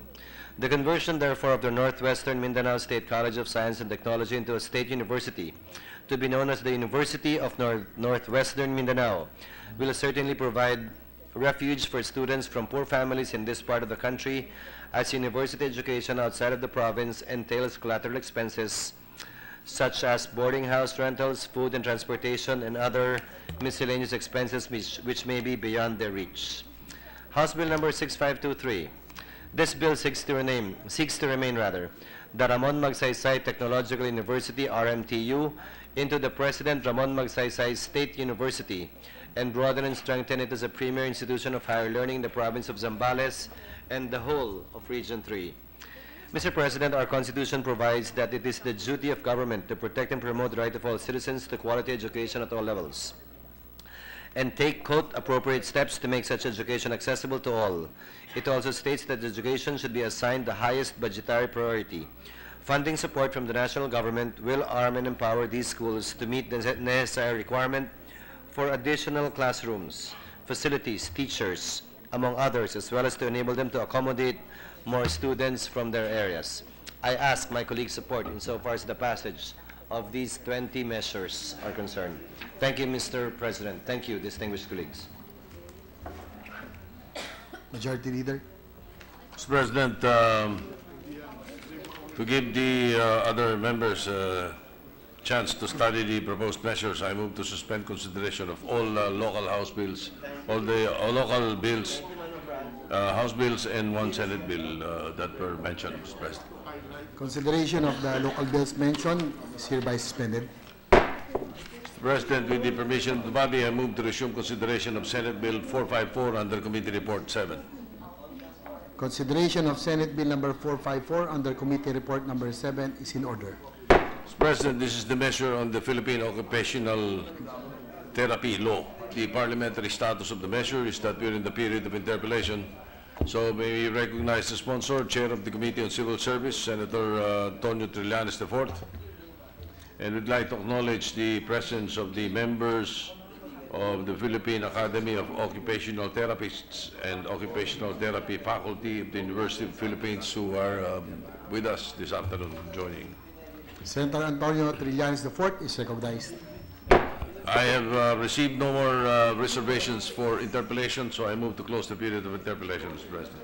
Are there any objections? There being none, period of interpellation is closed. Move to open the period of committee amendments, Mr. President.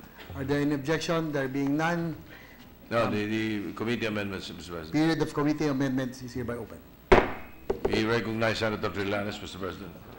Senator Trillanes is recognized. Thank you, Mr. President. We don't have any committee amendments, Mr. President. There are no committee amendments. There are no committee amendments? There are no objection. There being none. This is a substitute bill, Mr. President, so I am sorry. I move to close the period of committee amendments and open the period of individual amendments. Are there any objections? There being none, motion is approved. Recognize Senator Trillanes for any individual amendments. Mr. President, there is one individual amendment on the title of the bill. Replace the numerical figures 2016 to 2018, Mr. President. Are there any objections? There being none, the motion is approved. Thank you, Mr. President. There are no other individual amendments. Okay. Move to close the period of individual amendments. Are there any objections? There being none, period of individual amendment is hereby closed. We have a 1-minute suspension, Mr. President. Session is suspended.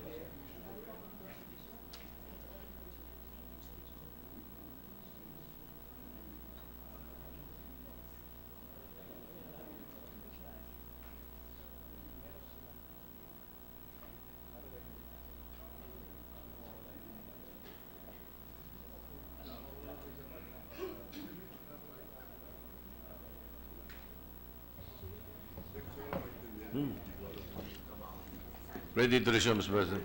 Session is resumed. Mr. President, there are no more individual amendments. I move to close the period of individual amendments. Are there any objections? There being none, period of individual amendment is hereby closed. I move to approve on second reading Senate Bill 454 under Committee Report Number 7. Are there any objections? There being none, Senate Bill number 454 under Committee Report Number 7 is hereby approved. Mr. President, with the permission of the body, I move to resume consideration of Senate Bill 1279 under Committee Report 21. Consideration of Senate Bill number 1279 is in order. Mr. President, this is the measure on the National School Feeding Program. The parliamentary status of the measure is that we're still in the period of individual amendments. So I move to recognize the sponsor, Senator Bam Aquino. Senator Bam Aquino is recognized. Yes, Mr. President. Thank you. Mr. President, due to the fact that there are 4 members of the Senate who wish to introduce individual amendments, it would be best that we follow the tradition of the period of amendments, wherein we will take it up one page at a time, page by page, so that we will be able to facilitate the proceedings, Mr. President. So may I ask that all the members of the Senate be given copies of the bill as of today, and that the following senators, Senator Villar, Recto, Grace Poe, and Lacson, be in the hall as we take up the period of individual amendments, Mr. President. So in the meantime, I move to suspend the session. The session is suspended.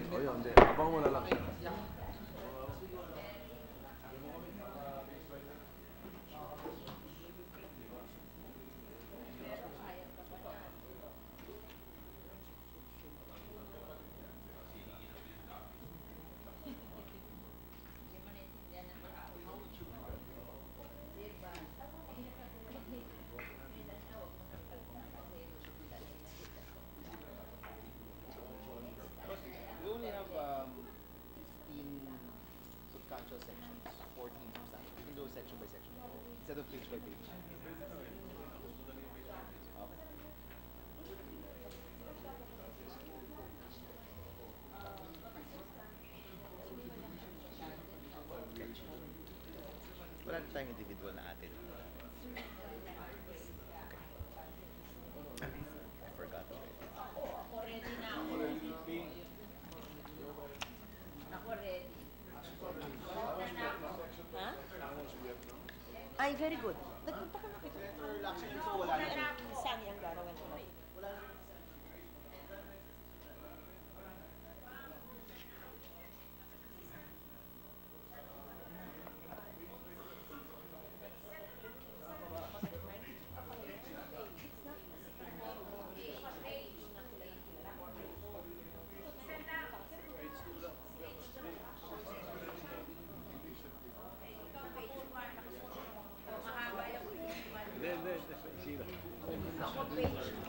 We're ready to resume, Mr. President. Session is resumed. Mr. President, in the period of individual amendments, we give the floor to the sponsor, Senator Bam Aquino, and take up page 1, Mr. President. Yes, Mr. President, on page 1, section 1, short title, this act shall be known as the National Feeding Program. This originally was Senator Poe's suggestion, Mr. President. She asked me to introduce it. Well, again, Mr. President, maybe... Mr. President, section 1, short title. Yeah, Mr. President, if I may, just for orderly procedure, I understand that this is already the committee report Yes, Mr. President. that we are amending. We're in the period of Individual individual amendments. amendments. Yes, Mr. President. I do have amendments on page 1, particularly on line 1. I can propose the amendment, and then the gentleman can accept. Yes, Mr. President, because there was an agreement already that we will change the short title, so we would be happy with a suggestion, Mr. Yes. President. For orderly procedure, Senator Mr. Recto, President. Mr. President. Senator Recto is recognized. Thank you, Mr. President, Majority Leader, and to the sponsor of this measure. Let me begin by saying first that, one, there are actually 3 bills.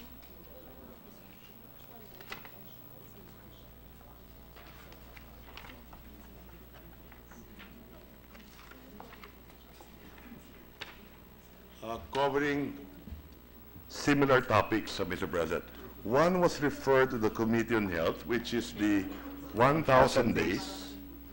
And I did file also Senate Bill number 831, which is a part of the committee report of the 1,000 days. Since we're talking here about feeding program for children, Mr. President, that is a more comprehensive bill, which includes the first 1,000 days and students in schools. That was referred to the Committee on Health, but not referred to the Committee on Education. And now we have 2 committee reports, one for the first 1,000 days, and now we are considering this Senate committee report, which only deals with children in kindergarten in the committee report all the way up to senior high school. Now, having said that, Mr. President, I did participate in the interpolations of both committee reports, considering the bill that we filed, which was referred only to the Committee on Health. And based on those interventions during the period of committee interpolations, I will be following that up today with our proposed amendments on this particular committee report. So, Mr. President, Yes. if I may, is the intention to incorporate the first 1,000 days in this No, bill? not really, Mr. President. Yes. Thank you, Mr. President. Because I realize that those are separate bills Yes. right now. And committee separate reports. stages of development, Yes. Mr. President. Now, having said that, but of course, if we were to start, we should have started with the first 1,000 days, which is 0 to 2. Yes. Now, having said that, Mr. President, since this is on the floor, I will propose the amendments here, Mr. President. Now, the purpose of my amendments is, 1, institutionalize a national feeding program for Filipino undernourished and hungry children, in effect institutionalizing the existing supplemental feeding program of DSWD for daycare centers, children with ages 3 to 5, and the school-based feeding program of DepEd for school-age children from kinder to grade 6. The feeding program shall provide 1 hot meal to children beneficiaries for a period of 120 days per year. It aims of addressing undernourishment, underweight, stunting, and wasting, and short-term hunger among the program beneficiaries, providing a meal daily to undernourished and only to undernourished and hungry children. Is an intervention that is believed to increase the children's capacity to learn more, do more, and be more. 2, limit the program beneficiaries only to undernourished children from 3 years old to grade 6 level, which are about roughly 12 billion children, as opposed to what is being proposed in the committee version of the bill, that includes all children in public schools from K to 12, which is roughly 22 million kids. In effect, reducing the cost of the program from the initial minimum 80 billion approximately to an approximate 26 billion. It is worth noting, Mr. President, for 2018, the government appropriated a total of 8.7 billion for the feeding programs of DSWD, which is roughly 3.4 billion, and DepEd, 5.3 billion. Limiting the beneficiaries also takes into account the capacities of the national government agencies to implement the feeding program. Number 3, to provide for a simple prioritization criteria with regard to the implementation of the feeding program, giving priority to LGUs and public elementary schools that meet any of the following: with the highest prevalence of undernutrition and nutrient deficiency among children aged 3 up to grade 6 level, with availability of facilities or capability to implement the program, and which prioritize such program in their locality and are willing to provide counterpart resources for its implementation. It also provides for a liberalized mode of procurement in consonance with Republic Act 9184, subject to the approval of the Government Procurement Policy Board. And 5, require the implementing agencies to submit an annual report on the status of the program implementation. Now, The proposed amendments are as follows. 1, on page 1, line 1, section 1, after the word as, replace the phrase pagkaing Pinoy para sa Batang Pinoy Act with the phrase masustansyang pagkain para sa Batang Pilipino Act. Okay, Mr. President, we accept. Thank you very much. The amended section shall now read as follows. Section 1, short title, this act shall be known as the Masustansyang Pagkain para sa Batang Pilipino Act. On page 1, section 2, line 7, after... Senator Gilad. I think we should approve as a body the amendment proposed by Senator Recto, accepted by the sponsor, Mr. President. Yes, does Senator Aquino accept the proposal? Yes, Mr. President. I had... Any objection? There being none, the motion is approved. Amended is approved. Thank you, Mr. Sponsor. Thank you, Mr. President.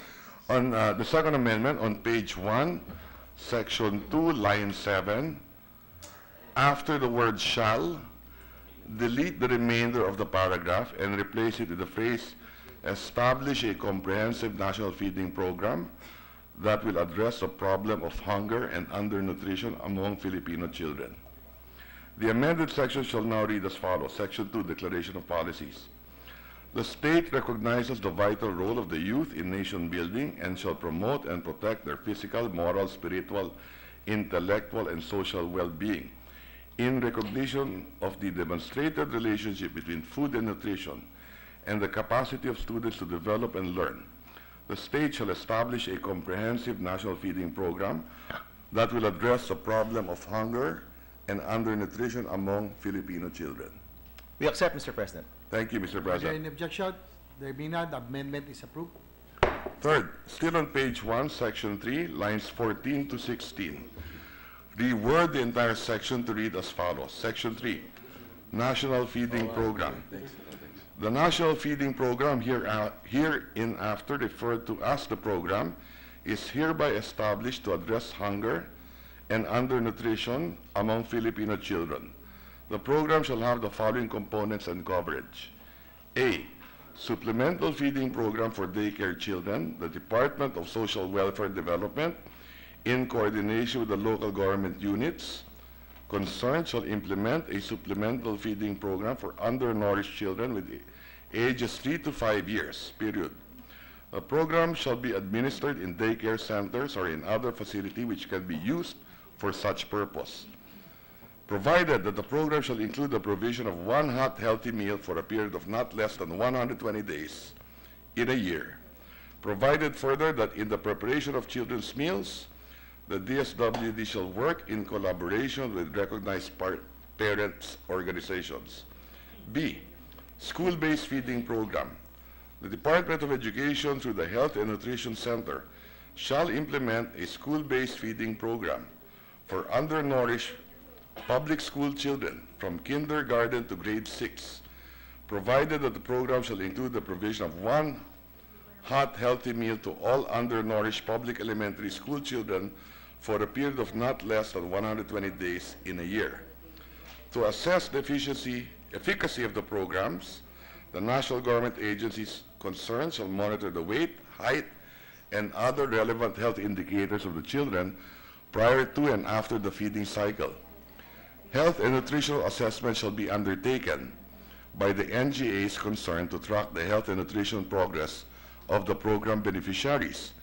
The NGAs concerned shall also ensure the compliance of its implementing units to the program guidelines and the procurement process adopted. Mr. President, Mr. President, we thank the gentleman from Batangas for his suggestion. We just have 2 points that we would like to amend. May I ask for a suspension, Mr. President? Session suspended.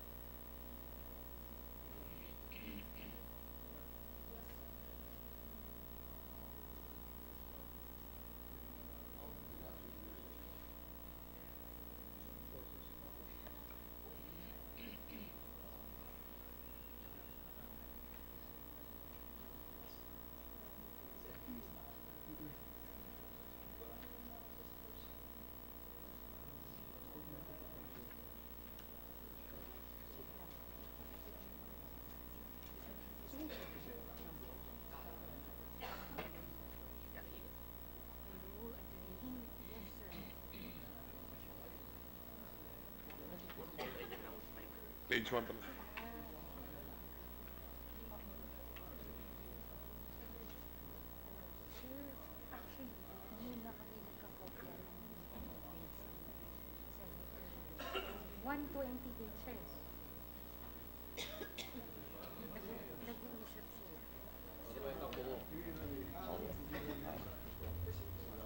Ano ba yung isa-isa?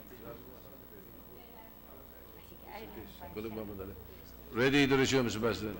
Session resumed. Mr. President, there were just two things that I would like to clarify, which I clarified already. One, the original version had 200 days, and I clarified with Senator Recto that the proposal is not less than 120. So we're willing to accept not less than 120. So the only change that we agreed on, Mr. President, is to delete hot, because the meal might come in different formats, and we don't want to That's limit. acceptable to me, Mr. President. Yes. But just for the record, let me explain the 120 days. One, today it is being implemented in certain localities for 120 days. If you do it for 200 days, that's almost double the cost. Yes, Mr. President, our 200-day number came from the National Nutrition Council, so we're compromising with the provision not less than 120 days. So we're okay with that, Mr. President. Okay. Are there any objections? There being none, amendment is approved. So, Mr. President, for the record, we accept the new Section 3 of Senator Recto with just the deletion of the word hot. Yes. So that is in page 1, Mr. President. Yes. If there I are no still- other amendments in page 1, we can continue with 1A. Yeah, they're still on page 1A. Okay, on 1A, delete the entire section 4. Because it's redundant already, Mr. President. That's correct. All right, so That's we correct. agree to delete Section 4, Mr. President. Okay. Are there any objections? My next There being amendment. none, amendment is approved. Yeah. My next amendments will be on page 2, section 5. Yes, so if there are no other amendments on page 1A, we proceed to page 2, Mr. President. Okay, we proceed to page 2. Okay. Senator Recto. Yes, on page 2, section 5, shall be renumbered as section 4. Okay, Grace. Then on line 2, after the word existing, replace the word nationwide with the word national. Still on the same section 5, line 4B, after the word children, delete the phrase being subject to. Mr. President, let's take it one at a time. Yes. The renumbering, Can we go back to Mr. Go to President, renumbering. if you may, I will read the amended renumbered section at the end of my proposed amendment because it's one section. Again, if I may repeat, Mr. President, and then I will read it as amended, Mr. President. On page 2, section 5, shall be renumbered as section 4. Then on line 2, after the word existing, replace the word nationwide with the word national. Still on the same section 5, line 4B, after the word children, delete the phrase being subject to and replace with the phrase covered by. The amended and renumbered Covered by. section shall now read as follows.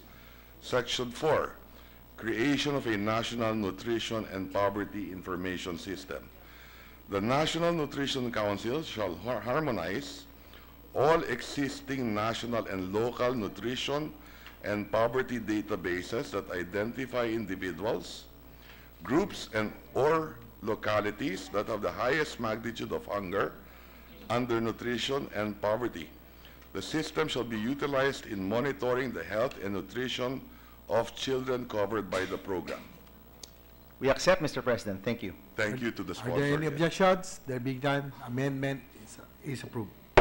On page 2, section 6 shall be renumbered as section 5. Then on line 5 before the acronym DepEd, insert the phrase DSWD end. On line 7, delete the phrase public basic education students and replace it with the phrase all program beneficiaries. The amended section will now read as follows. Section 5, cycle menu.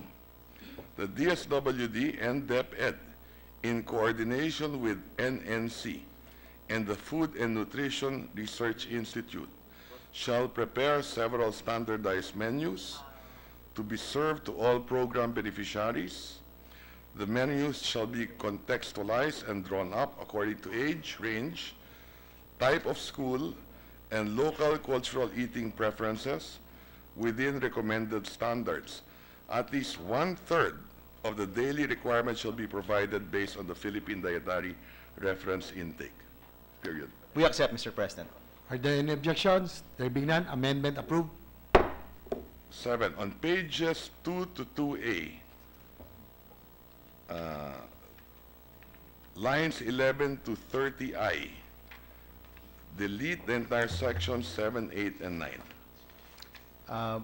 Mr. President, we are not inclined to accept this. May we ask for a 1-minute suspension? Session suspended.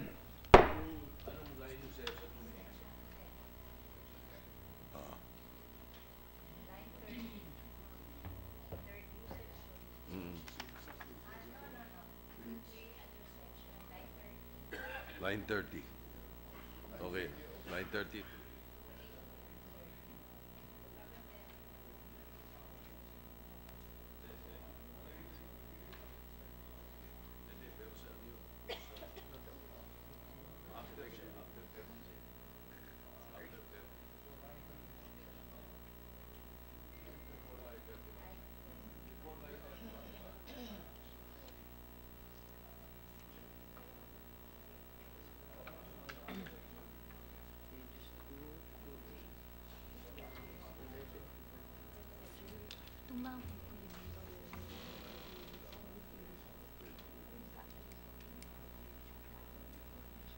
Okay.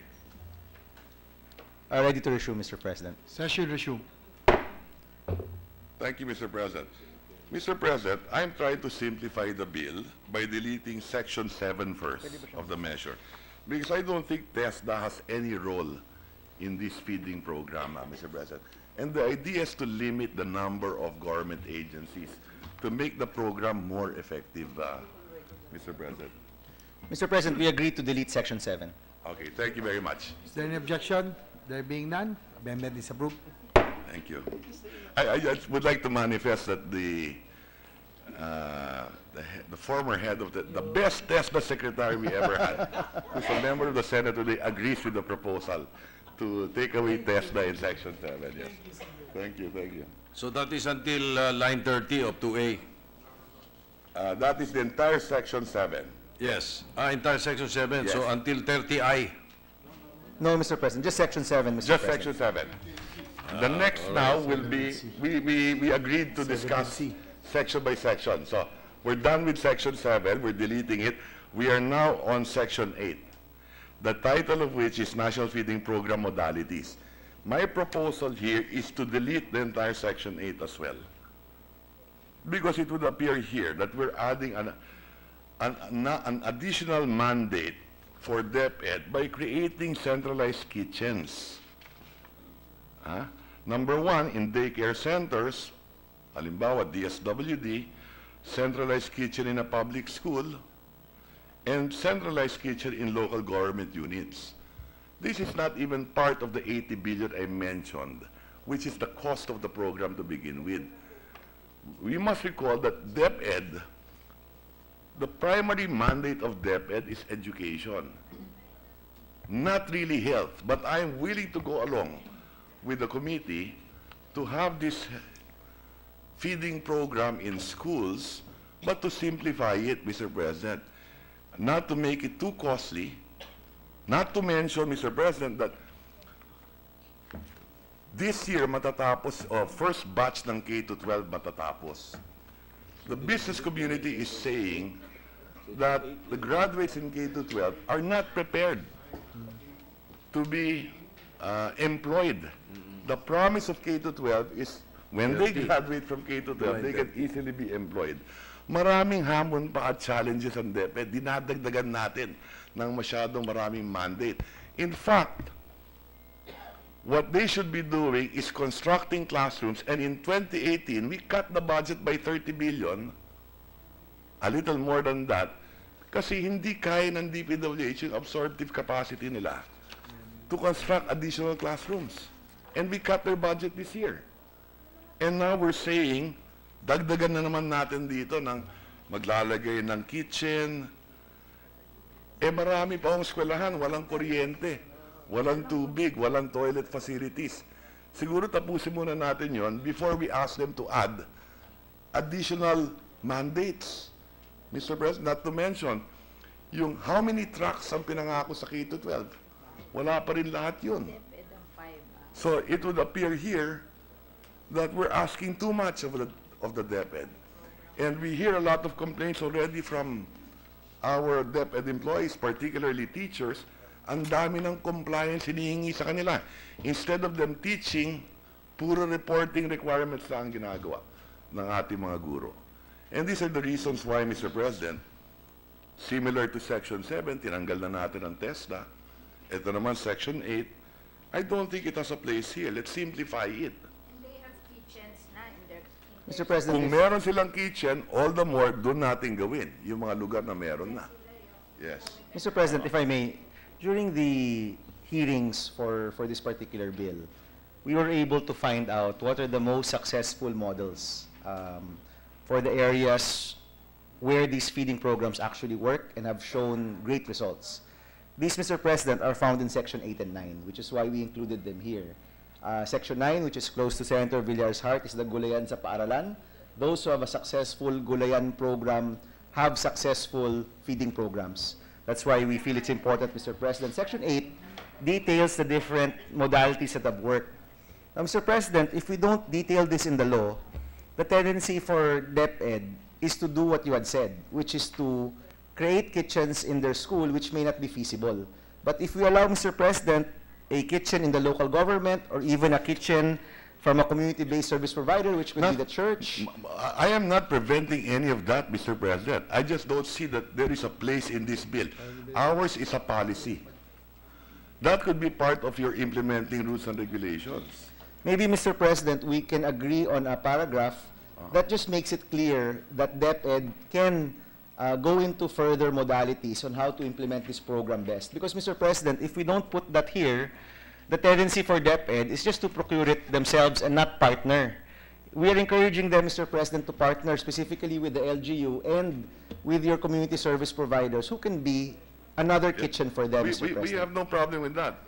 That would depend on the locality. Those are implementation issues, Mr. President. What we are concerned here is the policy. Yes, Mr. President, we agree. But it could be a policy, Mr. President, that So they kung partner. wala yung central, wala tayong problema dun sa partner eh. We're saying that we don't want to confuse the DepEd here by saying that we have to create all of this. Huh? Remember, we're bending backward here also. There is a cost to all of this. Okay? We just passed Train 1. That's 90 billion. Actually, the tax there is about 240 billion. We're taxing consumers 240 billion in Train 1. 140 we will give to the those who will reduce their income taxes. The 90 we will use for some social services and for build. Now, if we pass a bill for another 100 billion, are we prepared to pass another tax measure worth 100 billion? To be responsible Mr. President, I think I found a compromise, Mr. President. What we're saying now, let's stick to the policy of feeding our children, undernourished children, from kinder to grade 6. Let the DepEd figure it out. At the appropriate time, let's give them the resources, pero hindi naman yung masyadong malaki. Because this might be taken to mean that we have to put up all these kitchens in the LGUs, in the DepEd, so on and so forth, Mr. President. Daycare centers, ang daming kulang pa eh. Yes. Mr. President, I have a compromise already that I am proposing to Senator Recto. The reason, Mr. President, why we enumerated these modalities is because GPPB suggested we do so. So when they eventually craft the IRR, they won't be overstepping. But I saw, Mr. President, that at some point you will be talking about a liberalized mode of procurement and focus on community producers. So maybe, Mr. President, that will be enough Yes, to thank cover you. these Correct, modalities. correct. So it's okay, Mr. President. We will agree to delete Section 8 already. Okay, and we thank you can just very much. tackle some of that when we tackle the section on procurement. Thank you very much. Thank you. I appreciate that from the sponsor, Mr. President. The idea is to simplify also the bill, not to make it too complicated. So it will be easier to administer. And chances of success will be higher, Mr. President. So I thank the gentleman, the chairman of the committee for... Mr. President, Section 9, we didn't agree to Section 9. Yes, no, we're one by one. Section Yes, 8. Mr. President. Now we can discuss Section 9. But first, let's approve Section 8, Mr. President. Yes, We agree to delete Section 8, Mr. President. Is there any objection? There being none, the amendment is approved. Yes. Now, let me explain why I wanted to delete Section 9, Mr. President. With all due respect to the chairman of the committee and to all the others who may want to have, you know, I laud the effort na yung gulayan sa paaralan, Mr. President. I have... Yeah. Well, that's fine with me if that's a standing program. What we don't want, Mr. President, the purpose of the bill is a feeding program for our children in school. Now, what we don't want is to tell the teachers as part of this program, uy, maging agricultural workers din kayo. No, Mr. President. No, if I may finish, Mr. President, then the gentle lady can speak after. If I may. That's fine with me if the DepEd has a standing program. I'm not saying we don't do it. I'm just saying that it should not be found in this bill. That is my position, Mr. President. Because what I'm saying is this.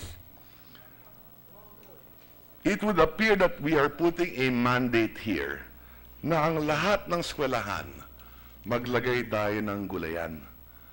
At inaasahan na ngayon natin, and there are other provisions here in the committee report, kasama pa ang DA na magbibigay ng ayuda sa DepEd at sa mga community. So, masyadong komplikado. Let's simplify. That's what I'm saying. If they want to do that, fine with me. But the purpose of this is to have a feeding program. It would appear to me here na mandated na naman, shall develop. The schools shall develop. Shall devote A portion of land. Ha? Ngayon, Mr. President, niwala nga land use plan yung mga eskwelahan natin. Ang gulo nga ng pagtayo ng mga classroom. Okay? Kulang nga sa lupa. I'm not against, pero here we're saying, ang mga guro ba natin handa for modern farming technology? Inaasahan ba natin sila na parang extension worker din sila ng DA dito, ng Department of Agriculture? Now, if they want to do this to DepEd for this program, that's fine with me. But to mandate it, at kung hindi nila gawin, hindi matutuloy yung programa, the way you read it, parang may mali naman. Let's focus on the feeding program. That's what I'm saying, Mr. President. Senator Villar? If I may answer, and then, sige, ladies first. Senator Villar. Senator Villar. No, because that's one of my requests with regards to the bill, because I've seen a public school which has a gulayan sa paaralan, which were able to solve their malnutrition without the government spending for it. Just the effort of the students and their parents. So, and it is really a standing program of the DepEd that they encourage gulayan sa paaralan. Except that if you do not some sort of mandate it, very few schools are doing it. So, yun lang ang ano namin na this one will save money for the government because if the schools have gulayan sa paaralan, they do not have to buy anything. They, kasi dun sa Iloilo, yung nakita kong model na nag-succeed, nagtanim ng gulay yung mga bata, tapos pumupunta yung mga nanay by turns, every lunchtime, niluluto yung gulay, and then pinakakain sa mga bata. Na-solve nila ang malnutrition without the government spending for it, but it's the joint effort of the students and the parents. Ginagawa naman natin yan sa home economics, di ba? I remember, I graduated from a public school when I was in elementary school, and we did gulayan sa paaralan during that time. So I was just inserting this provision to encourage this para makita nila yung you can do it without spending. So I feel very strongly about this, Mr. Our good senator from Batangas. Mr. President, if I may suggest a compromise, I also feel very strongly about Section 9, Mr. President, because of all of the models we studied, this is the best one, Mr. President. But maybe the concern that we are mandating them, even if they cannot do it. That is the concern, the mandate, yes. Maybe, Mr. President, we can change shall to encourage. Yun. Pahig ako doon, Mr. President. But then the next paragraph, the produce from the gulayan sa para shall be the principal source. No. No, nandito sa second We paragraph. can delete that, Mr. President. We can delete this part. Shall So, encourage. so I'm fine by using the word encouraged in the first paragraph. If I may read But Section we 9. delete the second paragraph that it shall be the primary source. If I may read Section 9, Mr. President, Yes. Section 9, gulayan sa paralan, the schools shall be encouraged to devote a portion of land or space That's for fine the with me. cultivation of vegetables and other nutrient-rich plants as identified by the members of the NNC. Schools lacking in land shall adopt modern gardening technologies with assistance of the Department of Science and Technology and the city or municipal agricultural officers. Parents shall also be encouraged to maintain a similar program in their own households. That's fine with me, Mr. President. But just one last point on this. As identified by the members of the NNC, they will go to all the schools identifying what portion of land? No, that refers to the vegetables, Mr. President. No more. They will choose the type of vegetables, Yes. the NNC. Okay, with that correction. Fine with me, Mr. President. So we so move, Mr. President. the amendment therefore stands as mentioned. And amended. then a period after households and delete the next line. That is correct. Okay, is there any What is objection? yes, maybe not from the What does sponsor. the sponsor say? As read, Mr. President, we accept. Okay, is there any objection? Okay na.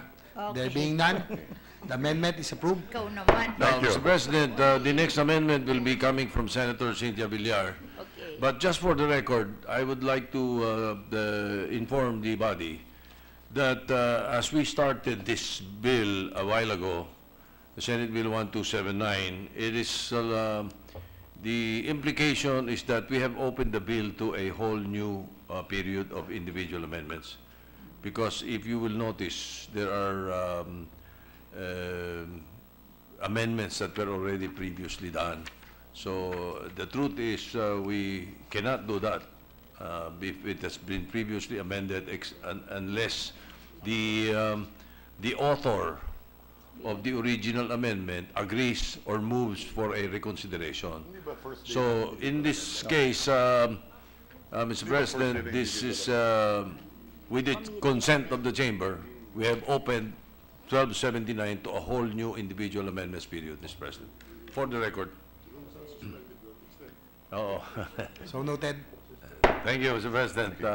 Then we now recognize Senator Cynthia Villar for line 30 Okay. or 31, before 31. Senator Villar is Of recognized. 2A. Mr. President, I would like to propose an amendment on page 2A, line 30. I propose the insertion of a new section which will read as follows. Section 10, milk feeding program and the use of locally produced milk. The DepEd shall collaborate with the Department of Social Welfare and Development, the Philippine Carabao Center, and the National Dairy Authority for the incorporation of a milk feeding program into the National School Feeding Program provided under this Act.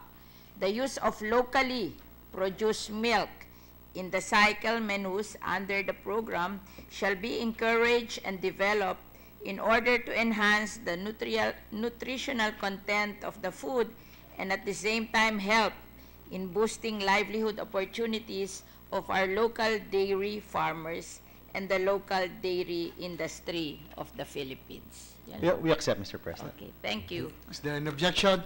There being none, the amendment is approved. Before the approval, Mr. President, the minority leader wishes to be recognized. Minority Just a leaders. question for clarification, Mr. President. Why is the DSWD being involved? Why not just the DepEd, Carabao Center, and the National Dairy No, Authority? the ages 3 to 5 is DSWD, di ba yung daycare Actually, center? Ages feeding at ages 3 to 5 is DSWD. We And did then that 5 before. up is Okay. DepEd, di ba? Daycare centers. Thank you. Oo. Thank And you at for the that. same time, there is now an existing program between DSWD, Philippine Carabao Center, to encourage production of local milk to be used for feeding program. So parang livelihood for the people at the same time. What about the cooperatives who will be involved in the dairy cooperatives? That's usually the dairy cooperatives are in working relation with the Philippine Carabao Center. But if you want to include the cooperatives, it's okay.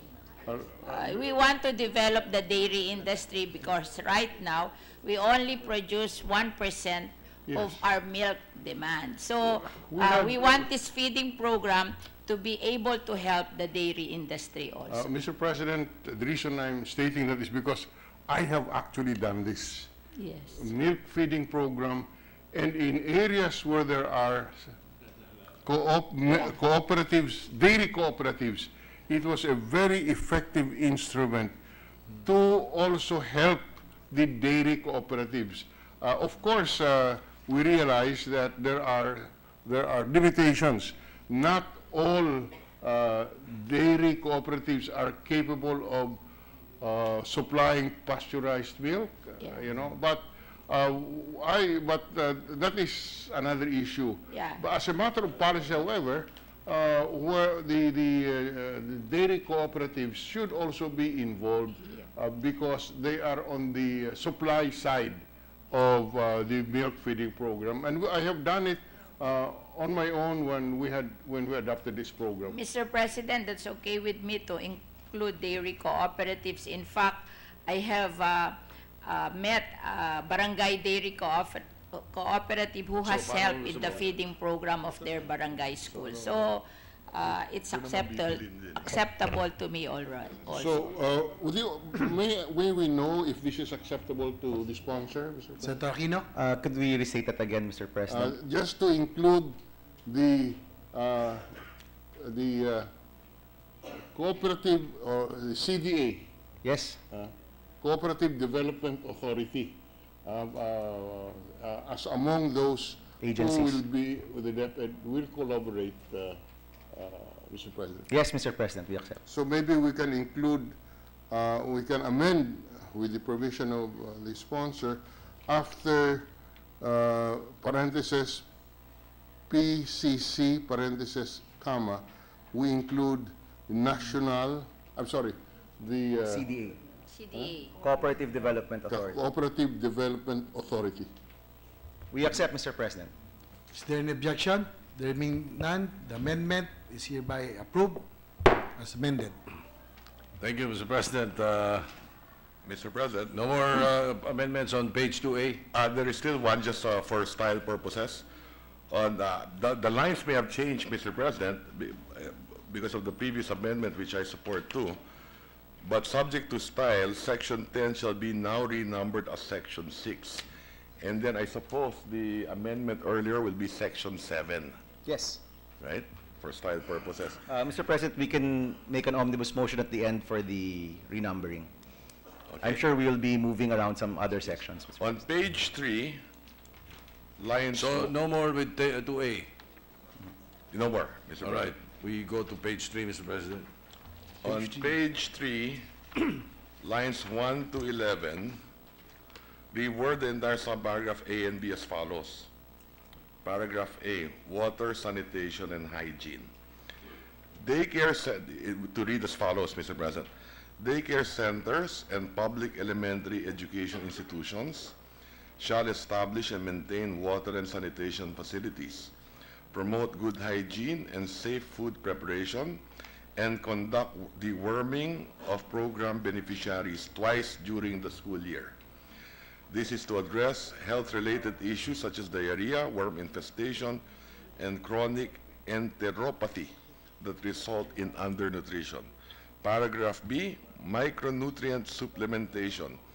To address micronutrient deficiency, the daycare centers and public elementary education institutions shall provide micronutrient supplementation among its program beneficiaries in the form of micronutrient powder, iron supplementation, iodized salt utilization, and other extra nutrients necessary. Yes, Mr. President, we agree, but we would just like to raise one small point. This is from Senator Poe's recommendations, that for letter B, instead of public elementary education institutions, we say DOH, Mr. President, because she had pointed out that it is the Department of Health that handles they're the direct service provider on the micronutrient supplementation programs, Mr. President. Well, what will happen here is that the Department of Health will provide it to the DepEd, because it will be in the Yes. schools, and the DepEd will be the ones to administer it. Maybe we can just include the DOH, Mr. President, in section B. To address micronutrient daycares and the Department of Health, the daycare centers and public elementary shall provide, okay. Yes. So we include. Yes. Okay, So thank we you. accept the amendment of Senator Recto with just the slight amendment to that amendment to include the DOH before daycare centers, Mr. President, subject to style. Is there any objection? There being none, amendment as minority leader is recognized.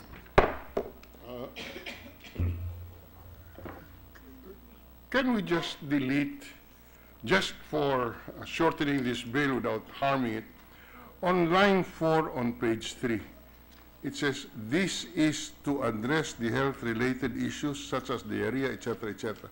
This doesn't add anything to the bill. It just explains why we have to have water and sanitation facilities. We don't really need this sentence. The same also with line 9. This is to address the micronutrient deficiency, etc., up to line 11. We suggest we remove that, we delete this, as it just lengthens the bill without serving any purpose. On paragraph B, that has already been taken out. If I may, Mr. President, let me read the accepted amendment. Nutrition promotive programs, letter A, water, sanitation, and hygiene, in parenthesis, WASH. Daycare centers and public elementary education institutions shall establish and maintain water and sanitation facilities, promote good hygiene and safe food preparation, and conduct the worming of program beneficiaries twice during the school year period. Letter B, micronutrient supplementation. To address micronutrient deficiency, the Department of Health, daycare centers, and public elementary education institutions shall provide micronutrient supplementation among its program beneficiaries in the form of micronutrient powder, iron supplementation, iodized salt utilization, and other extra nutrients as necessary, period. Accepted, Mr. President. Okay, is there an objection? There being none, amendment is approved as amended. Okay.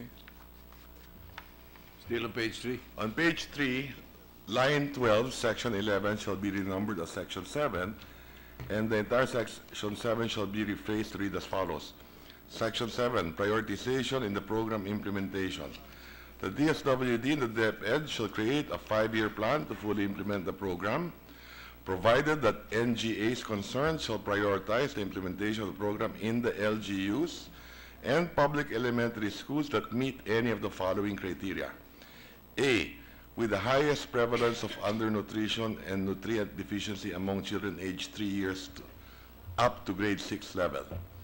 B, with available facilities or capability to implement the program. And C, which prioritize such program in their locality and are willing to provide counterpart resources for its implementation. We agree, Mr. President. Thank you. Is there an objection? There being none, amendment is approved. Next amendment on page 3, line 17, section 12, shall be renumbered as Section 8, and the entire section shall be rephrased to read as follows. Section 8, Integrated Nutrition Education, Behavioral Transformation, and Social Mobilization. The program shall be complemented by public health, nutrition, and values transformation campaign to promote a holistic and integrated approach to health and nutrition education. Orientation training on the objective and mechanics of the program shall be held among the personnel of NGAs and LGUs concerned, parent volunteers and the Parent Teachers Associations, PTAs, to generate support for the program. The NGAs concerned shall also endeavor to mobilize community organizations to continue nutrition education outside of the school. We accept, Mr. President. Thank you. Is there any objection? Mr. President, may I suggest we refrain from, because the sections are Yes. different already. Yes. Okay, is there any objection? There being none, amendment is approved. Next amendment, after Section 8, insert a new Section 9 or whatever that number should be. Yes. To read as follows. That will fall under 3A, Mr. President. Page 3A. Yes. All right. Okay, which may be Section 9 or 10, depending on where we Line are. 26, after line 26E. Monitoring, review, and assessment of the program. The NGAs and LGUs concerned shall regularly monitor, review, and assess the impact and effectivity of the program in consultation with their stakeholders. Yes, we accept, Mr. President. Thank you. Is there any objection? There being none, amendment is approved. On page 3A, line 27, what could be Section 13 shall be, Section 13 shall be renumbered to whatever it is, Section 10 or 11, no? And the entire section shall be rephrased to read as follows. Section 10 or 11, depending on what number we're following right now. Procurement, subject to style. Procurement of goods and services. The provisions of Republic Act number 9184, notwithstanding, the government agencies concerned are hereby mandated to establish a liberalized mode of procurement for this program, subject to the approval of the Government Procurement Policy Board. The public procurement for this program shall prioritize the participation of local and community-based producers, suppliers, and/or service contractors.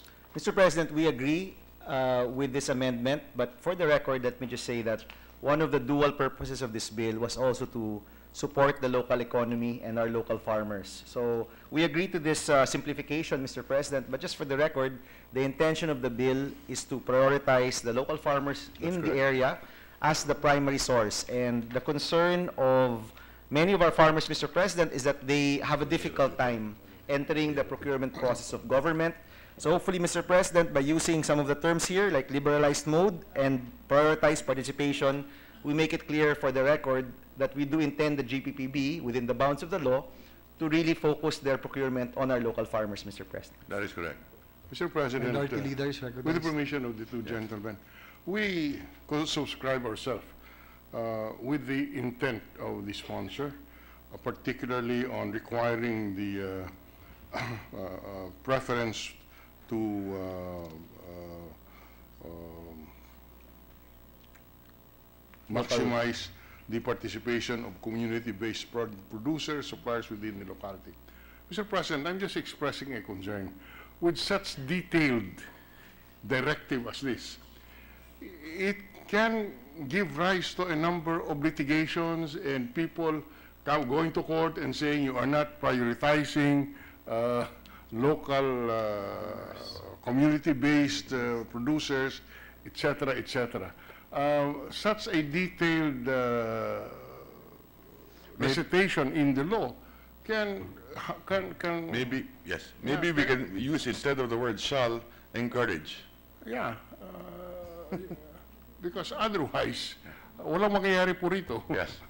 Maraming reklamo nga abutan ang implemento. So Mr. President, I think the gentleman from Iloilo is looking at it from a legal perspective, no?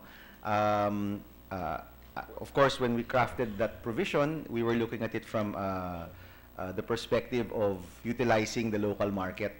Would there be another way, Mr. President, that we can still put the focus on the local farmers, but maybe satisfy the concerns of the good gentleman as not to create more litigation down the line?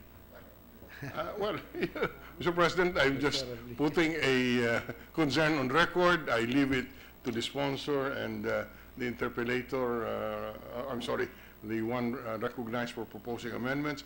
I'm just expressing a concern that the way it is crafted now, it will be so restrictive that it can, either you cannot implement it, or there'll be a lot of complaints. Maybe to address the concern of the minority leader, and I see his point, the public procurement for this program shall encourage the participation of local and community-based producers, suppliers, and or service contractors.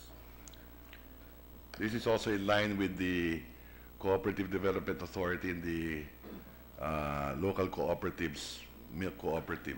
My only concern there, Mr. President, is that if we leave it to encouragement, it probably won't happen. No, because the problem today naman is that wala naman importer na magsusupply niyan eh. The problem today is the bidding system. Yes. Most of these are really below anyway. Pwedeng alternative mode of procurement naman Yes. eh. Yes. Okay? But walang magbibid na farmer dahil di nakakaintindi ng bidding yan. So that is the idea here. So I don't expect much litigation in this, no? Kasi community-based naman to, maliliit na halaga lang to eh. So I don't think we will have a problem if we have the public procurement for this program shall encourage the participation of local and Okay, we will accept that, Mr. President, just to reiterate on the record that the intent is for the DepEd or whoever will be purchasing as to support the local market, Mr. President. Is there any objection? There being none, amendment is approved. Okay. And then next, we're almost done, Mr. President. Tama ba ito? Where are we? It's the last page of amendments, Mr. President. On page 3A to 3B, lines 30 to 30, delete the entire section 14. All right, we agree, Mr. President. Okay. On page 4. Is there any objection? There being none, amendment approved. Page 4. Okay. On page 4, lines 24 to 33, delete the entire section 15. Okay, we agree, Mr. President. Is there any objection? There being none, amendment is approved. Page 5, after the new section 10 or 11, insert a new section 11 or 12, subject to style, to read as follows. Section 11 or 12, annual report. The NGA is concerned shall prepare and submit an annual report on the status of the program's implementation to the Office of the President and both houses of Congress. We accept, Mr. President. Is there any objection? It's good to note, Mr. President, that Congress has two houses here in this section. Is there any objection? There being none, amendment is approved in the upper house. To the smarter house, Mr. President. After the new section 11 or 12, insert a new section 12 or 13 to read as follows. Page na yan. Appropriations na tayo. Page 5. Page 5. Section 2, appropriate. The amount necessary to carry out the initial implementation of this act shall be sourced from the current appropriations of the DSWD and DepEd. Thereafter, such sums as may be necessary for the continuous implementation of this act shall be included in the Annual General Appropriations Act under the respective budgets of the DSWD and DepEd. We accept, Mr. President. Is there any objection? There being none, amendment is approved. On page 5, line 1, section 16, subject to style, shall be renumbered as section 13 or 14, subject to style. And the entire section shall be reworded to read as follows. Section 13 or 14, local government assistance. A portion of the Special Education Fund may be used to augment the appropriations available for the implementation of the school-based feeding program provided under Section 3B of this Act. We agree, Mr. President. Is there any objection? There being none, amendment is approved. On page 5, line 4, section 17 shall be renumbered as section 14, subject to style again, and shall be reworded as follows. Section 14 or 15, subject to style, implementing rules and regulations. Within 60 days from the effectivity of this act, the DSWD and DepEd, in coordination with the DBM, NNC, FNRI, and other relevant government agencies, non-government organizations, and development partners shall promulgate the necessary rules and regulations for the effective implementation of this act. We agree, Mr. President. Is there an objection? There being none, amendment is approved. On page 5, lines 12 to 20, delete the entire sections 18 and 19. and renumber the succeeding sections accordingly, subject to style, Mr. President. The reference there, Mr. President, is periodic review and appropriations, because we already have it Yes, yes. amended. Yes, Mr. President. And lastly, Is there any objection? There being none, amendment is approved. lastly, on the title, reword the title to read as follows. An act establishing a comprehensive national feeding program to combat hunger and undernutrition among Filipino children and for other purposes. We agree, Mr. President. Is there any objection? And finally, There being none, amendment is approved. may I make a manifestation that, Mr. President, I think there is an anterior amendment by Senator Mr. Villanueva. President, yes. On that particular section, Mr. President. Which section yan? On appropriation, Mr. President, and I consulted the sponsor about this. So still on page 5? Yes, Mr. President. Before On subject to style, that particular section, line 16 to 17, after the word PAGCOR, add the following, and excise taxes on sugar, sweetened beverages under Republic Act number 10963, or the tax reform for acceleration and inclusion. I remember, Mr. President, during the deliberation of that particular measure, one of the things that we talk about is that this will also be used for earmarking in our program for feeding, Mr. President. Mr. President, this section has already been amended and accepted by the sponsor. So maybe and approved by the body. Maybe hear again the original amended. Yes, Mr. President. May I have 1 minute suspension? Yes. Just a 1 minute. Session suspended. Earmark na naman.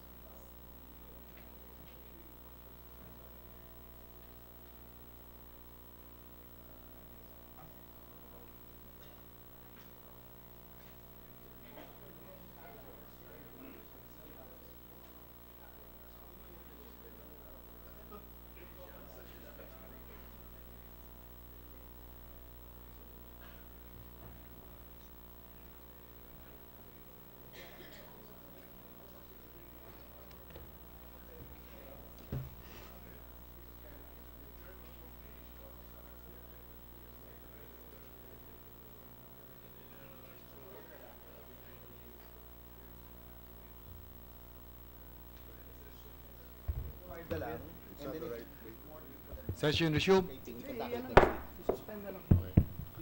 Yes, Mr. President. The title was accepted by the sponsor, and we have already approved it, Mr. President. Senator Villanueva was proposing an amendment in a previously amended section already, which is the appropriation. So I don't think we can act on that particular amendment. In the meantime, Mr. President, what we can do is that we ask that the body be given a clean copy of what we have already approved. Yes, Mr. President. And in the meantime, suspend consideration of Senate Bill 1279. Senator Recto. Yeah, Mr. President, at this juncture, considering that many of these amendments are found in a bill I filed, which is in the Committee on Health, and not in the Committee of Education, may I manifest that I be co-author of the measure? Yes, Mr. President, gladly. Thank you, Mr. President. So with that, again, the motion to suspend 1279. Is there any objection? There being none, Senate consideration of Senate Bill number 1279 under Committee Report number 31 is hereby suspended. The co-authorship of Senator Recto is noted, Mr. President. Also, the Minority Leader, Senator Frank Drilon. And Senator Recto be made co-author of this may measure. I manifest that for Senate Joint Resolution number 1, the Majority Leader, with the approval of Senator Gordon, be made a co-author, Mr. President. Likewise, the Minority Leader, The Majority Leader. Majority Leader be made co-author of the said measure. Yes, thank you, Mr. President. I move to adjourn the session until 3 o'clock the afternoon of Monday, January 29, 2018. Is there any objection? There being none, the session is adjourned until 3 o'clock in the afternoon, Monday, January 29, 2018.